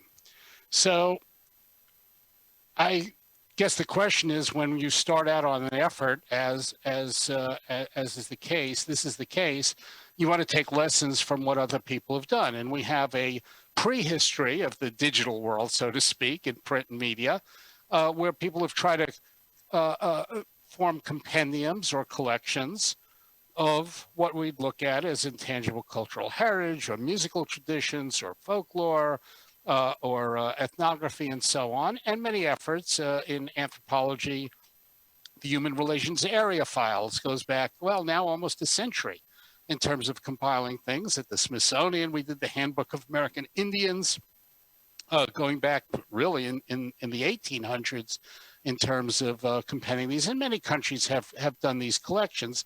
And of course, we have things like UNESCO Music of the World series and the encyclopedias and music and dance. And the thing about these is, on the pro side, on the good side, is they represent a lot of strong research over very long periods of time, creating relatively high quality and reflecting high quality research and scholarship, careful curation, And these things are generally have been very usable and influential. The problem is that it's slow. It takes a long time to do these things. And the drive toward completeness and comprehensiveness means that you need a large staff that tend to be expensive. And over time, the hard copy forms have had limited community involvement because they're generally research and scholarly driven, and therefore they have limited access. They're expensive as well. So the digital world, which is much newer to us, has had various very strong attempts to do this in the cultural fields and beyond. We just heard wonderful presentation of Europeana, which has been wonderfully successful. We have things like Wikipedia that have been amazingly successful. In the biological area, you have Encyclopedia of Life and the biodiversity heritage, and you have projects like Google Art. So, there are good examples which have relied on massive quantities, massive amounts of content. They've provided broad accessibility. They've mobilized partners and participants, and they've been very useful in cross-connecting and referencing groups involved. On the con side, on the less positive side, they've been largely English language dominated. They've entailed large and huge operational expenses and staff. They depend on the constant replenishment and expansion of material, and they entail issues of intellectual property, gaining rights, permissions, dealing with licensing, and so on. So what are the challenges that I see as ICH Links starts out here? Well, I think first is the issue of deciding on the eligibility of what's included and who includes it. That is, who are the partners? Who has the ability to contribute content to this thing? And is it going to be official government bodies? UNESCO is indeed an official intergovernmental organization. So is the contribution of material to this going to be done by government bodies? In some cases, they are connected to NGOs and various organizations, academic institutions and museums and others. In other cases, they may be very tight. So is it a focused government official effort, or is it a multiple and very broad effort? The other thing about this is, and this was central to the debate when we debated the convention, the convention officializes culture. It gives official designations to items of people's lives, to rituals, performances, aspects that are daily conducted by people in society. And the question is, what is included on this website? Is it going to be those traditions, or as they say in official parlance, elements that are particularly officially designated as intangible cultural heritage? Or does it represent the broader inclusion of intangible cultural heritage without being officialized or even going through the process? Officially designated elements of ICH through the UNESCO process are a teeny fraction. It's a teeny fraction of what's available in the world, minute. And so if ICH goes that route, it really represents a kind of official portal that you can get on the UNESCO site as it is, just looking at the candidature files and looking at what's posted. So the question is, what is the scope of ICH that is included? Is it just the official designated scope, or is it more broader and wider scope? In terms of presentations and offering, that also impacts the amount of material available, the number of images, videos, music, spoken word, documentation, and so on. Is it going to be limited and focused, or is it going to be huge and expansive? And the structure of presentation is important because in some cases, as we've heard, and right now as appears, you can have templates by which material is put in, and it fits into a certain format. And here, this is related to standards and so on. Or is it going to be a more free flow kind of dialogue? And there's different models with different websites about how that could be organized. There's also the issue of the quality of the material. Is it what is ever offered and posted? Think of it a digital bulletin board or somebody's Facebook face or something, rather something that's very carefully curated and reviewed. And again, we have models with massive websites about the relationship between those two, and you can achieve success in different ways, but they do have different requirements and have different consequences for what the website does. And then language, again, some of the previous speakers have raised. The question is, do we do things in the original language? Of course, a singing performance is going to be in the language of the people that sing it, and translated. How do we deal with English, and how do we deal with multiple languages of translation, which I think in an effort like this with multiple countries, multiple traditions, multiple languages involved, we need a device for dealing with. Our written text, the interpretive text, again, others have raised this, is the commentary, is the textual elements in which we wrap material, is it mundane, is it basic, is it interesting, is it value added? What indeed is the standard that we're trying to achieve in that? In terms of any website, any massive website that attempts to do this kind of work, there's always the issue of static and dated websites that become legacies and really more symbols or artifacts of themselves, rather than something that's really robust and new material is added every day. If you're adding new material every day, every hour, continually, with a lot of participants, it's a lot more work. Makes it a lot more interesting. And then there's issues of intellectual property and how we deal with that site. We just heard Europeana's issue of rights and permissions. We have those things we see all the time with Wikipedia and others. It's one of the reasons why I think a lot of the nonprofit cultural organizations and governmental organizations rejected Google controlling culture, because a lot of this is public domain. A lot of this is citizens' rights, people's rights to their own material, and didn't want to license it or have to ask permission from Google to use it. But there are issues of licensing, and in many cases, and as we've had at the Smithsonian and some other sites where, people's ICH has then been used for various purposes and earned money for those ICH practitioners. And again, if one of the ideas of doing this is to encourage practitioners and help them perpetuate and grow and nurture their traditions, the idea of making money off of their music because it gets licensed to a Hollywood film or something is not bad. And you can end up paying for things in the community. And so having some vehicle for doing that is not a bad thing if we're looking for those the practitioners of those traditions to benefit from their own cultural produce. But it means setting up a regimen of rights, royalties, publishing, and licensing, and that is pretty complicated. In terms of any website of this or web portal of this magnitude, obviously, we're looking for things that are easy to navigate. The categories are intuitive. It's well organized. And anybody who's creating a website of this magnitude would like something to be clear and easy rather than obtuse and difficult. If it's obtuse and difficult and you can't navigate, you can't find your way around, people are not going to use it. Same thing, if the design is dull, it's not going to work as well as one that's attractive.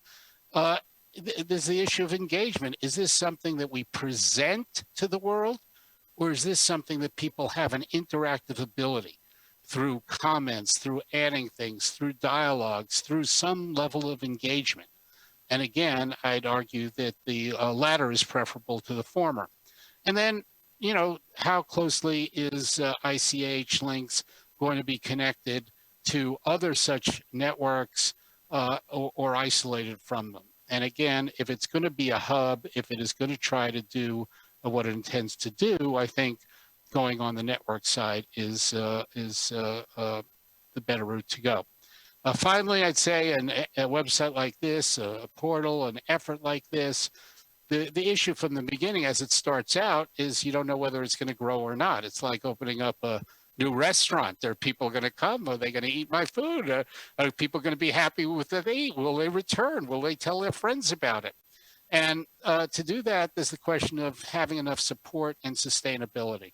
And we have seen, when you look at some of the big operative websites that become these one-stop shopping portals for material, they really need ample resources. They need big staffs. They need a lot of organization. They've cost millions and millions of dollars, tens of millions of dollars, in some cases, hundreds of millions of dollars to put together. So I would not underestimate the ambition has to be calibrated with the means of supporting it. And then, you know, I always ask just a simple question, even with our Smithsonian websites. And, you know, we have about 300 million regular users at just the Smithsonian. Is what we're doing, or our search engines, our ability, the people's use of the site, do we beat Google? If I could just Google, you know, dance from Malaysia, will people use dance from Malaysia and go to Google, or will they use ichLinks? And I myself end up using Google in some cases with our own Smithsonian sites because I found them more effective and more easy to get to, more interesting material, and so on. So we have to ask ourselves honest questions. If the organizers can't ask themselves honest questions, then we won't have any insight to the questions that the public is asking. And finally, what is the impact of the website in evaluating it as we get this effort going over the next year, 2 years, 3 years? It's really asking that question. Is this website, is this portal having limited, minimal use? Is it a symbolic website that we want to say we have this material available? Or is it really broadly used and highly regarded publicly and by cultural heritage workers, organizations, and communities? And so these things are really a test of our impact, usability, and ultimately the viability of the website. And with that, Madam Chair, I turn it back to you. Thank you.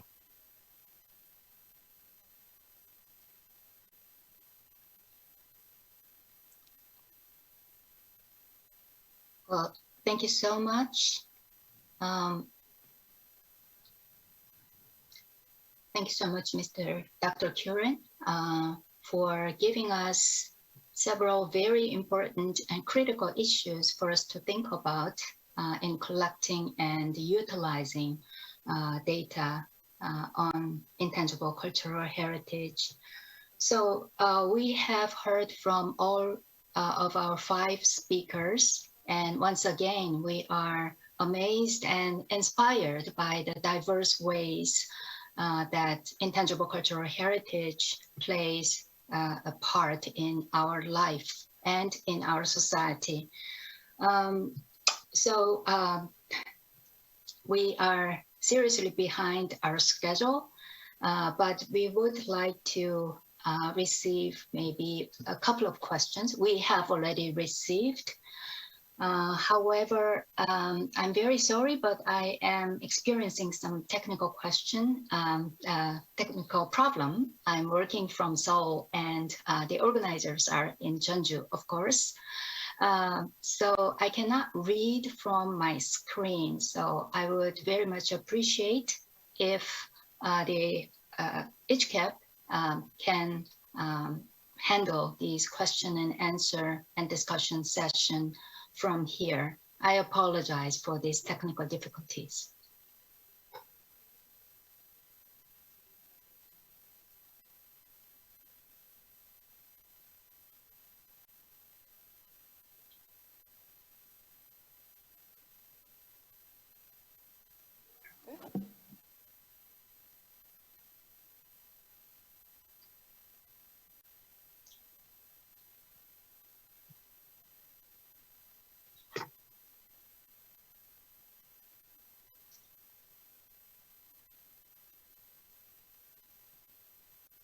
So I'm going to read the questions on behalf of Professor Park. So first question to Europeana. You mentioned about the importance of the metadata framework setting and copyright licensing. It would be much appreciated if you could share more detailed experiences that you had gone through during the above mentioned issues. Any challenges you had or strategies that you want to suggest to ichLinks team? And then there is a second question to Smithsonian. Thank you for sharing your experience and giving us insight. I wanted to ask the Smithsonian and the Europeana that how ICHCAP can connect online community with offline community, because I think this is the way to make data alive and build future relationship with each stakeholders also. In addition, I want to hear how we can maximize users' participation in the ICHLinks platform, not only between ICHCAP and then, but also among users. Please share with us your wisdom or related experiences.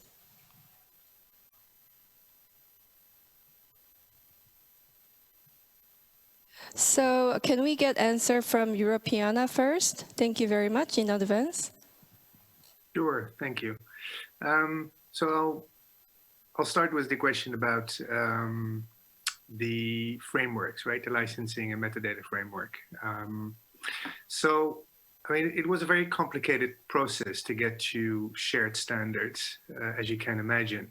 We work with 4,000 libraries, museums, and archives, and well, that was really the context that we had to operate in, which might be slightly different from ICH, but you're working with many different actors who work with probably different standards. So for the metadata framework, we had to develop a new standard that incorporates the best of all the others.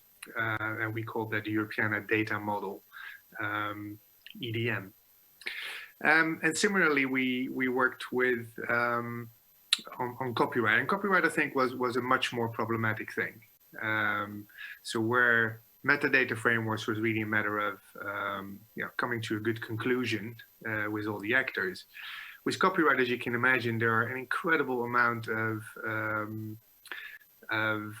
things involved, including commercial opportunities for organizations and so forth. So we started out with setting a shared vision, if you want. We called that the open data framework that we felt was the most important thing to communicate. That all things considered, we would like to create and contribute to a thriving public domain. It doesn't mean that we don't respect rights, of course, we absolutely do. And from that, we designed 12 licenses, also together with rights organizations like Creative Commons. And we brought all that together into one framework, and I'll share the link in this chat if you want to know a little bit more about that. So yes, it is a very, very complicated thing. Also, I think I'd like to amplify what Dr. Curran has said. The collaborative part, both from the collaborative part to making sure that this is a joint effort, is probably the most critical thing for any enterprise of this scale that has any ambitions. So rather than entering the space with a preset idea about how things should go, investing in those relationships, I think, is really the critical thing. I hope that answers your question a little bit. And rather than, I could talk like for days about copyright and intellectual property and, and even the transformation of that, because these days, when it comes to music is transferring. The whole music industry, for example, is transferring over from, hard copy albums and recordings really to streaming. Not even in digital downloads anymore, just streaming and keeping track of all those royalties, not easy. And we've been dedicated from the beginning, at least the Smithsonian, the Folkways site, for example, about 80,000 tracks of music representing artists from around the world. And we made a commitment, right, from the beginning for royalties.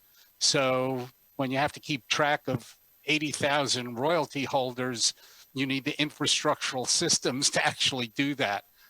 And that's where you start getting this huge investment in the technology and in the programming. But let me tackle your second question of really involvement and community involvement, because that's where you get the vigorous give and take.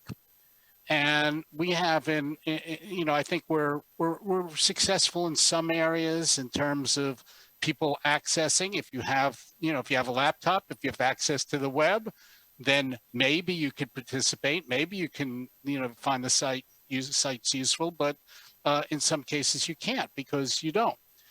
Where there is digital communication and ability, what we found is among different kind of cultural communities, we're seeing almost, what could I say, digital repatriation of material. As many of you know, there's a lot of issues of museums, museums particularly, probably less so with libraries, but museums acquiring a lot of artifacts and materials from different cultures and different countries. And there's a great desire to say, some of those came as a result of colonial conquest, of war, of looting, of all sorts of things. Can you give these back? Well, when it comes to archives, what we're facing is a lot of return of items. People do not know. It's some institution, some library, museum, cultural organization somewhere has on its shelves, cylinder recordings or wire recordings of their great-grandparents. And so I think part of this thing is communicating back to various interest groups, the cultural groups themselves, that an archive may hold keys that are useful in terms of a community's own cultural life. And the first one is awareness and making that aware. And then the second is having a vehicle for participation. So what we try to do, the center that, I ran for about 20 years before becoming undersecretary of the Smithsonian and having to deal with the whole thing, was at least in that center, having dialogues, even on the website. So just imagine having materials, Native American materials from the 1880s and 1890s, some of the first recordings of American Indians, in some cases in languages and in dialects not known today. And then inviting Native American people to come online to participate in a story circle and a discussion about that material. So then people see themselves as involved. They have a stake in it. They are co-presenters. I think if you get in a case, where you have a website that just pushes out material without consciousness of how that material might be received and important to people, then you're not going to get that kind of vigorous participation. But I would say, just like in the world, and I think some of our speakers raised it, just like when we're documenting people's traditions and you're trying to involve members of the community in their own documentation, it takes work. It takes a lot of respect for the people who are using the material. It takes work with them. And it takes developing those online formats so that they could see themselves participating, making use of the material, and then other people get the idea. They say, wow, how come, that community is all of a sudden engaging in its material online, and I could watch this on, YouTube feature, I could watch this on a recorded thing, I could click to it, and then, wow, I want to do the same thing. I want people to know how I feel about this material, how I interpret that dance from 20 years ago or 40 years ago, and so on. So that needs a whole program in itself. It's not just a matter of posting stuff on the website. You really have to think of this as an ongoing kind of digital forum for the presentation and representation material.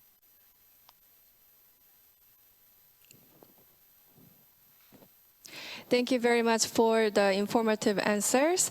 And then Okay, so this is the end of session 2, and then we have other questions as well, but we will answer the other questions during session 3, so please be with us. And then I'd like to thank Professor Park for serving as a moderator for session 2. So Professor Park, would you like to make last comments before closing session 2? I just would like to thank all our 5 speakers and those who participated in this session. And once again, I'd like to apologize for not being able to finish up myself. Thank you.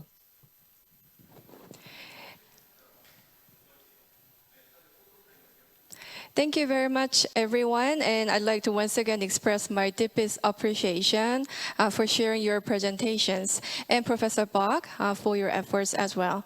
And before moving on to session 3, we'd like to capture this moment so that we can remember for a longer time. So even though we are meeting together via online, we can still take a group photo, right? So we'd like to take a moment to take a group photo together. So please turn on your camera, and we will invite some people on site to take photo together in front of the screen.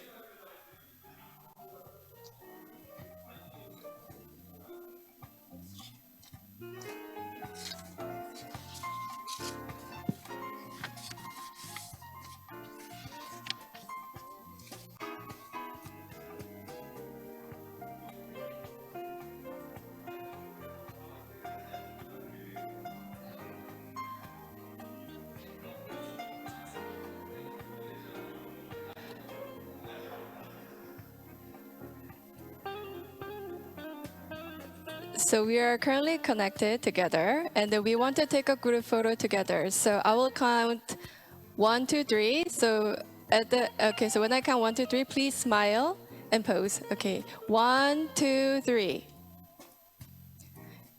One more time. 1, 2, 3. Thank you. And then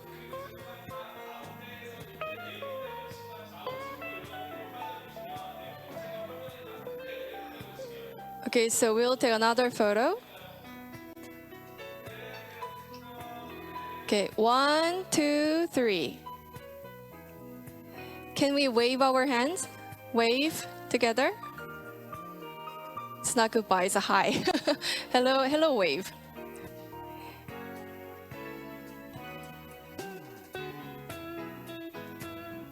Okay, well done. Thank you very much for your cooperation.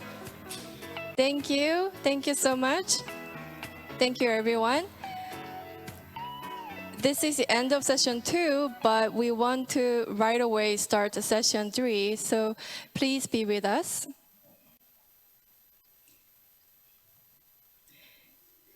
Thank you so much for your patience.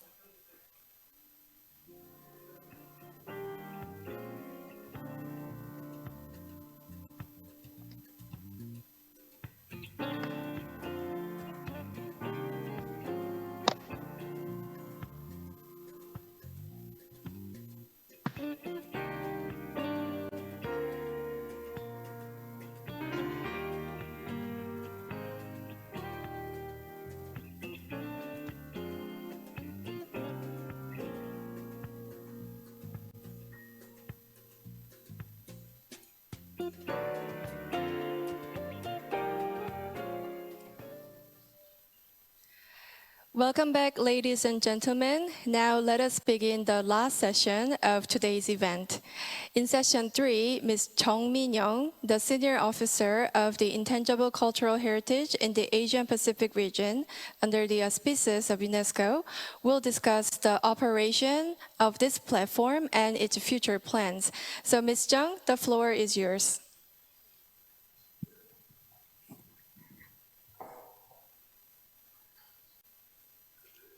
Good afternoon, ladies and gentlemen. This is Min-young Jung, Program Specialist working for ICHCAP. Before I begin, I would like to express my sincere gratitude to the experts from various related organizations who attend today's event. In particular, we are grateful to the experts who gave us valuable presentations despite the time difference. We have been preparing for this platform since 2019, and we have been working so hard. However, we need to admit that there is still a long way to go. We will work with our partner organizations to make a better platform by reflecting the feedbacks and suggestions you gave us today. My presentation is about how the ichLinks operates and how we plan to operate it in the future. As you know, the ichLinks is not a project solely by ICHCAP, but is a common platform operated with the partners. Last year, 5 partner organizations were selected in the Asia Pacific, and the selection process reflects the results of the survey conducted in 2019. Currently, the MOUs have been completed with the 5 organizations, as you see, and with India and Fiji, they also showed their will to participate, and now we are on the process of completing the MOUs at the moment. Many of you may be wondering, what is the partner organization? According to the draft guidelines, the term partner organization refers to the member states' organization, which is in charge of or will be in charge of collecting, managing ICH-related information of the member state. The partner organization shall be recommended by the member state and be designated by ICHCAP. At the moment, we limit the number of partner organizations for one member state by considering the limitation of our managing capacity. Then, what does the partner organization do?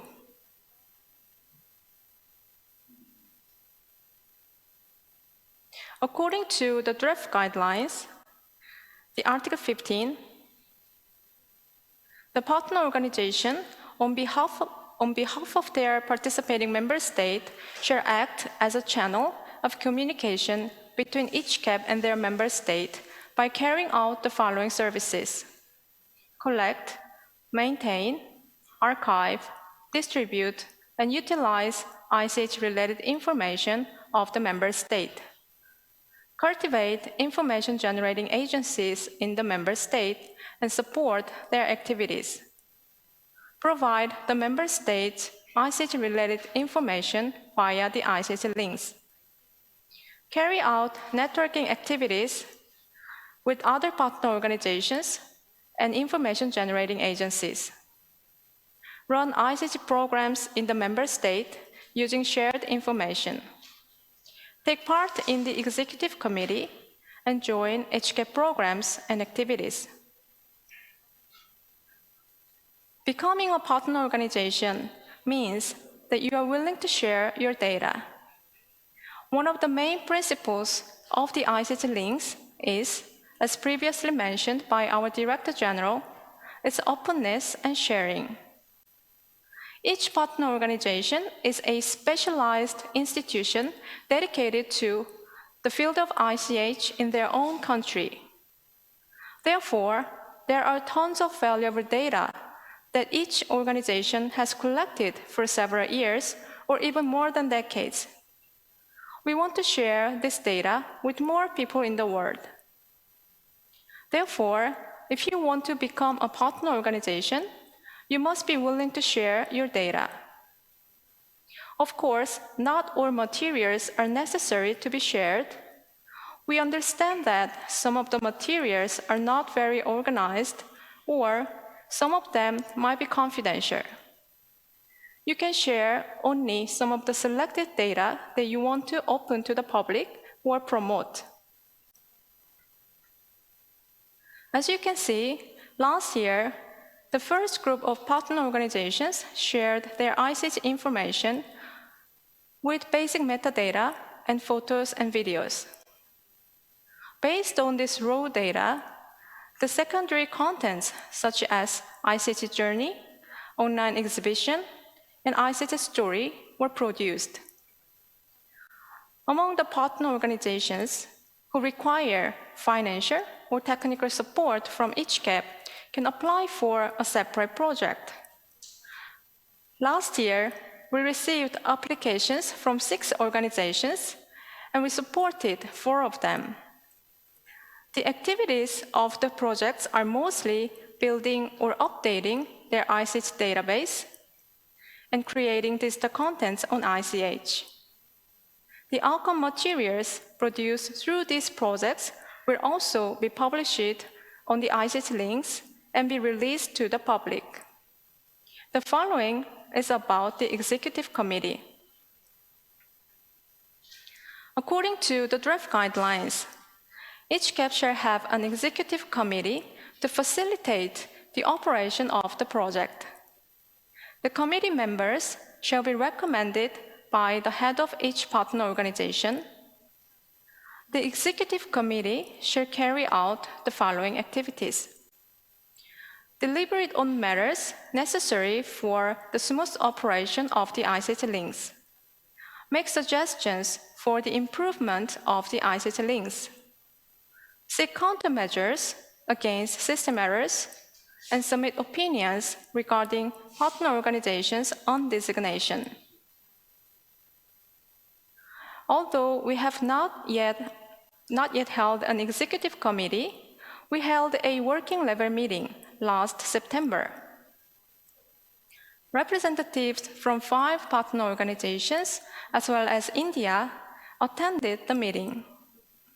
As it was the first official meeting, we mainly spent time to introduce and answer questions about the future plans of the project. The first Executive Committee meeting is scheduled to be held at the end of June this year. The matters that we want to deal with are: confirm the draft guidelines for ichLinks, discuss the operational rules of the Executive Committee, provide training sessions for how to upload your data, and discuss how to enlarge the ichLinks contents and partners. More details related to the Executive Committee will be provided to the partner organizations in the near future. The following is about the inviting the second partner organizations. Currently, ICHCAP is recruiting the second group of partner organizations. The conditions for becoming a partner outlined in the guidelines are: an organization which is responsible for generating, collecting, and maintaining the ICH-related information in the member state, and the organization with the human resources and other physical resources and capacity needed to carry out related services. The capacity above shall refer to the following: have information technology personnel with technical knowledge in IT, and have international relations personnel with English communication skills. Invitation documents has already been sent to the major ICH-related ministries and organizations in the Asia Pacific. And the deadline for the application is until June 15th. For the invitation process, first, the organization that wishes to become a partner should submit an application to ICHCAP with a recommendation letter from government authorities. And after having reviewing process, we will notify the official designation letter. And if we sign the MOU, it will formally become a partner. When you become a partner organization, you may get financial support for joining the project. You can also provide your opinion in the process of operation of the ichLinks through participating in the Executive Committee. ICHCAP hopes to continue promoting more joint projects with partner organizations in the future. We're considering not only financial support, but also technical support through dispatching experts and providing training sessions. When the COVID-19 situation improves, we would like to go to the local site and hold a variety of cultural events that benefit the community together with the partner organizations. The last part is about the information generating agencies. Many organizations who are not currently representing institutions dedicated to the ICH in their own country are inquiring about whether they can become a partner as small groups, communities, academic societies, NGOs, or individuals. Currently, these organizations can be referred to as the information generating agencies. According to the draft guidelines, the term information generating agencies refers to the ICH-related organization, NGOs, experts, communities, and other related stakeholders in the member state. Then how these information generating agencies can participate in the ichLinks? You can register your materials by yourself on the Open Archive system, which will be developed this year. You can also participate through cooperating with the partner organization in your own country. According to the draft guidelines, one of the partner organizations' roles is to foster and support the information generating agencies within their country. You may also contribute to the ICH content such as ICH Journey, ICH Story, online exhibition, or news and events anytime. Lastly, you can also suggest any kind of idea on the ichLinks, such as system development, any functional suggestions, idea for contents development, or anything else.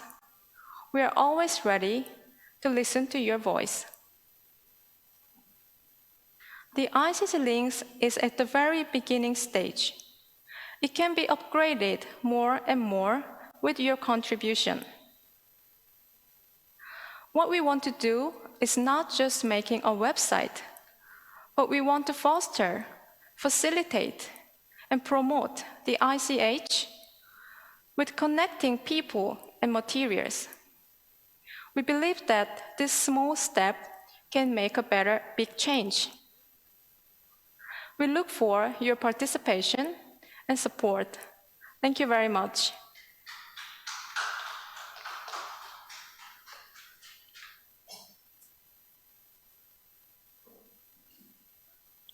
Thank you very much, Ms. Jung, for a wonderful presentation. And I sincerely hope that more agencies and colleagues in the field of ICH will join us in the near future.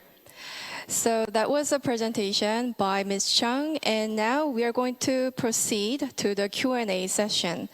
So I have 3 questions in my hand, and they were collected from the chat room. So we will give 3 questions during the Q&A session so that we can get answer from our experts. So we are now organizing the stage, so please give us a few seconds.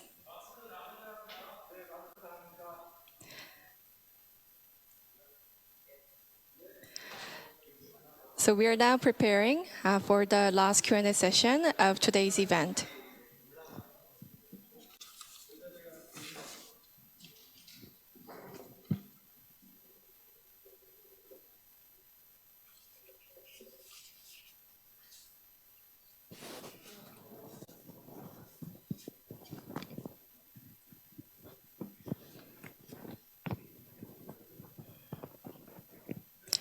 Thank you very much. We are now ready to proceed to the Q&A session of today's event. So we have 5 experts on the stage, as you can see, and I have 3 questions in my hand, and I'm going to read on behalf. Here comes the first question, and this question is from Husmilo. This question is for everyone. Recognizing all conditions that enable stakeholders from the member states to participate in any safeguarding initiative is important to fully understand such initiatives' sustainability. As participants in ICHCAP's new project, ICHLinks, what have What were the difficulties you entered and how did you address them? What would be your advice regarding expectations and responsibilities to communities, groups, and individuals who want to participate?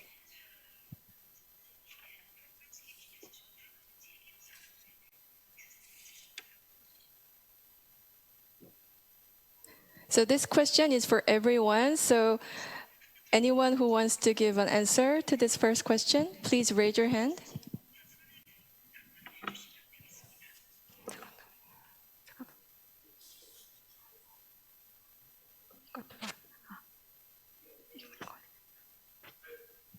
네, 제가 그 질의응답은 한국어로 편의상 진행하도록 하겠습니다. I will provide an answer in Korean. So I think the question is about asking about the different challenges that we would encounter for the participants in ICHCAP's new project. ICHLinks platform was launched in March of this year, so I have to say that we did not have enough time or opportunity for different interested stakeholders to participate in the platform yet. However, we did have the partner organizations, so through the partner organizations, we're able to exchange and collect different tools and resources. So we are trying to branch out on these networks. And as I mentioned in my presentation, these information generating agents are also interested stakeholders, and we are going to develop a separate channel for these different agents to also participate in our ichLinks to provide different programs and opportunities for their participation. Thank you very much for the answer. 이 질문에 대한 답변 감사드리고요. Anyone who wants to give another answer to this first question? 다른 보충 답안을 하실 분이 있으신지 아니면 2번 질문으로 넘어갈까요? 혹시 또 답변을 해주실 전문가분이 계실까요?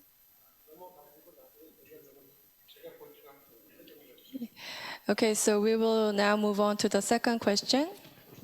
Okay, so here comes the second question. So this question is from this question is from Johnny from Bangladesh, and this question goes to Dr. Rostam.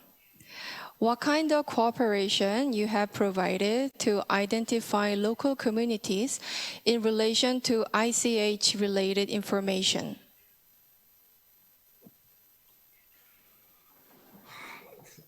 This is a very good question. Can you hear me? Sorry? Everything is okay with... Yes, we can hear you well. Thanks a lot, because I had a concern from Professor Bach about my video slides.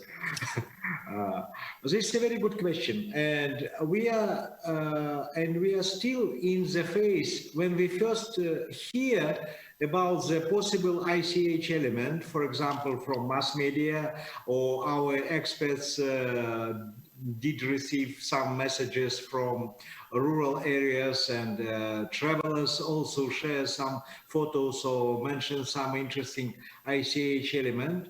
And then when we comes to visit the site, we may find only selected ICH bearers. And it's not so much that the community. Now we try to cooperate in this with two organizations which we have in our country. One is typical, I believe that a lot of countries do have it. This is the Association of Craftsmen, but this covers only one domain of convention, and it's as you all very much know, it's a bit specific. But what we do have in our multi-ethnic country, we have ethnic cultural centers. These ethnic cultural centers, they do safeguard their heritage, they have their traditions, their festive events, and another ICH elements. But they never consider the threat of its disappearing, because they are practicing it. What our culturologists and experts could notice, that sometimes these festive events, they differ from their origin. Again, this is life, and we know these concerns which are raised by convention. So what we plan to do to start this year, we want to have the dissemination of the ICH knowledge through this cultural and ethnic center. This will give us, as we hope, at least two gains. First, we will disseminate the knowledge about ICH through the communities, which was correctly mentioned already. But secondly, we may have knowledge about the ICH elements which we never heard about. Thank you.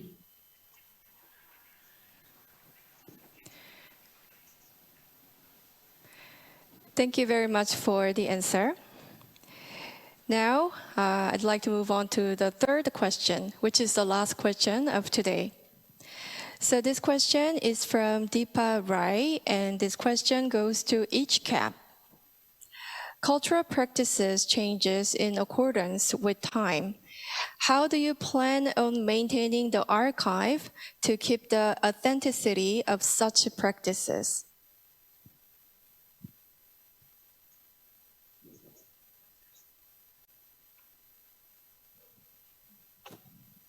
예, 제가 답변 드리겠습니다.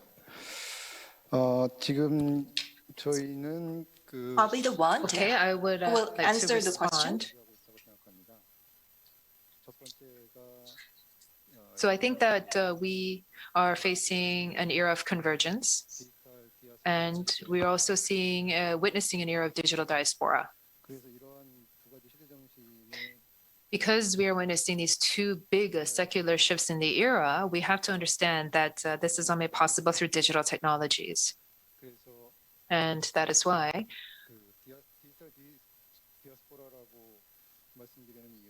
the reason I'm discussing this concept of a digital diaspora is that in the past, when we think about traditional diasporas, this usually meant that many people would physically have to be disseminated and spread out across different geographies. So that was a kind of cultural diffusion, should I say.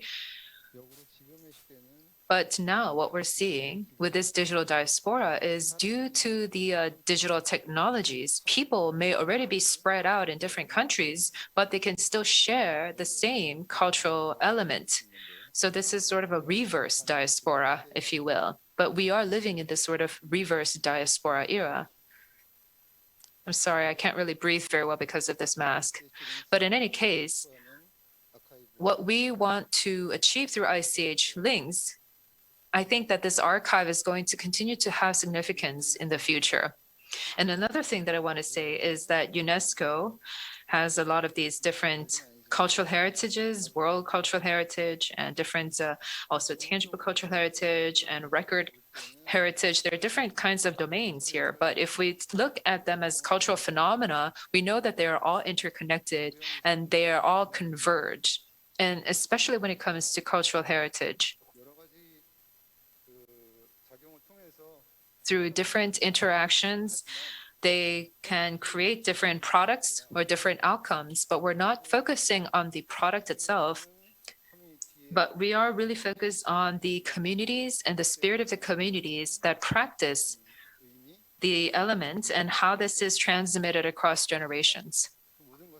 But to try to explain all this, we need that product, we need that outcome, and we need something tangible to look at. And that is why we also need to see this important aspect of documenting and archiving that cultural element. And so among all these different cultural elements, we understand that there's this convergence aspect that is occurring, and we want to continue to create opportunities to allow and enable this convergence, which will ultimately benefit whole of humanity. So in terms of the technology aspect, we're going to continue to build on, for example, the tracking the ICH element so that we can document and record the ICH elements while maintaining its track record very accurately so that we can know the source.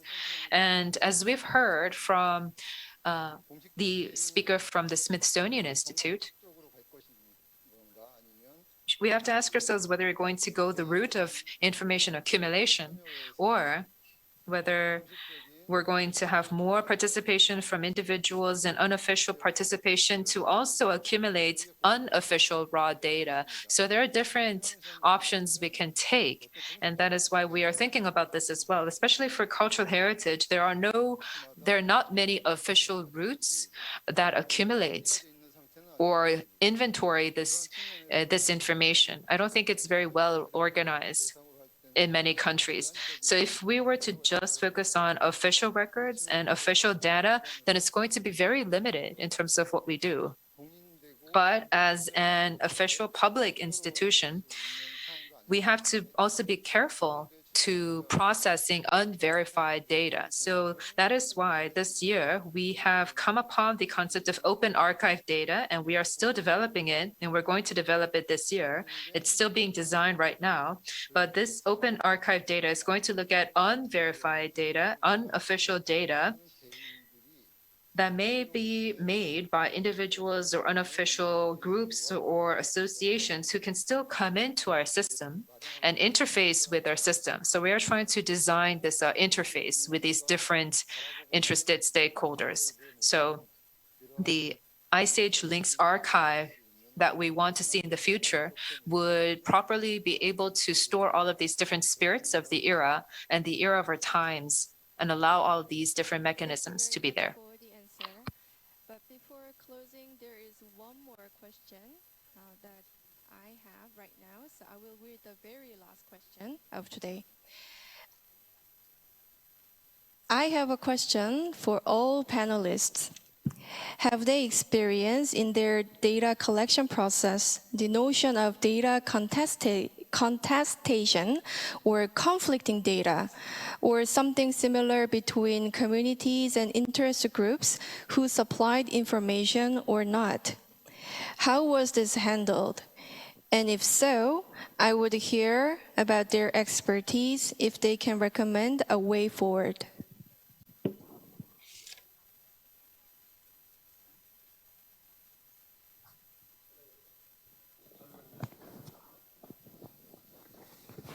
네, 질문 주신 거 Well, 감사합니다. thanks for the question. There's no definitive answer to this question. When you look at the philosophy of ICHLink, you will have a hint when you face this kind of conflict of information. The value we pursue is that rather than a platform itself, we want to have a clear scope of roles and works. And what we want eventually is to build a protocol system for many stakeholders. So the various stakeholders can have some conflicts and disputes, and some of their data or information are adopted or not. And in this process of selecting and adopting the information, I think the most effective and most appealing data will be selected to be included in our collection at ICHLinks. So therefore, I believe that we don't have any definitive one goal. This is a journey, or should be seen as process. And in the process, we will find a better way. And through that process, we will continue to evolve. And the Director General of Smithsonian Museum mentioned that the majority of language is English. When we use Google service, and then most of the data would be in English, then one party or the one party that speaks one language will just dominate data, and they will have a huge say in selecting the information. Therefore, we will encourage various stakeholders by adopting the various models, and on necessity or upon necessity, we will make various combinations based on the diverse models, and ICHLinks will have an impact in coordinating these different modules. Thank you very much for your answer. Before letting you go, I have the very last question once again in my hand. So this is the last question of today's event. Thank you for your understanding. So here comes the last question. ICHLinks' success and credibility also relies on the support from our stakeholders, such as NGOs, private organizations, and so on. Obviously, not all communities have the capacity to participate in a highly technological project like ICHLinks.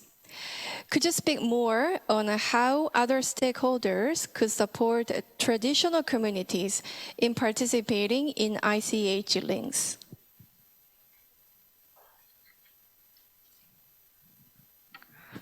제가 답변 드리도록 하겠습니다. All right, so I will respond to this question. I think that this is a very big challenge, which is why, as I mentioned, these small NGOs and smaller groups or smaller organizations, yes, we understand that they have limited budgets and limited technological expertise, which is why through the partner organizations, these different agents can still participate with us and with ICHLinks. And in my presentation, I mentioned that there are many different roles that the partner organizations are supposed to play. One of them is to support the agents, this information generating agents in their own countries, and provide support to these agents in their member countries. So we are visualizing the support as we would support the partner organizations, and the partner organizations would also then go on to support the agents. And that is how we are envisioning this partnership. But if necessary, we can also think about providing support to these different agents, maybe providing some sort of support package, or also provide education or training opportunities to them as well. So this is something that we are also considering. Thank you very much for the answer. Thank you so much once again for your time and your effort. And due to the time constraint, we will finish up the Q&A session here. But before letting you go, why don't we give a big round of applause to everyone? 네, 큰 박수 한번 부탁드립니다. 네, 감사합니다. Thank you so much. If you have any further questions, please contact the executive office of ICHLinks, and we will be very happy to give you answers to your questions even after this ceremony.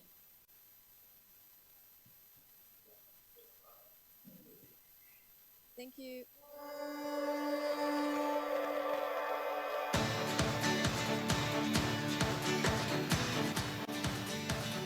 We have contemplated on it, to develop a common ground where people can freely share information and content on their intangible cultural heritage,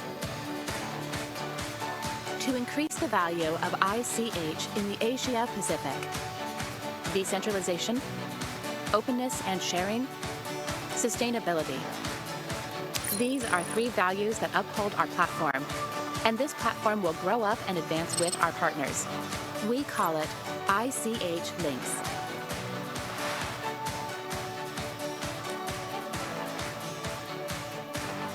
Archive, discovering various data on ICH.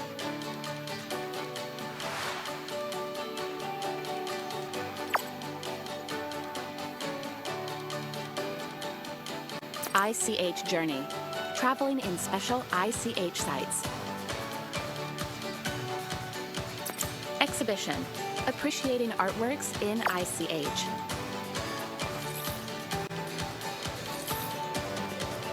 ICHLinks, a new way to explore your intangible cultural heritage.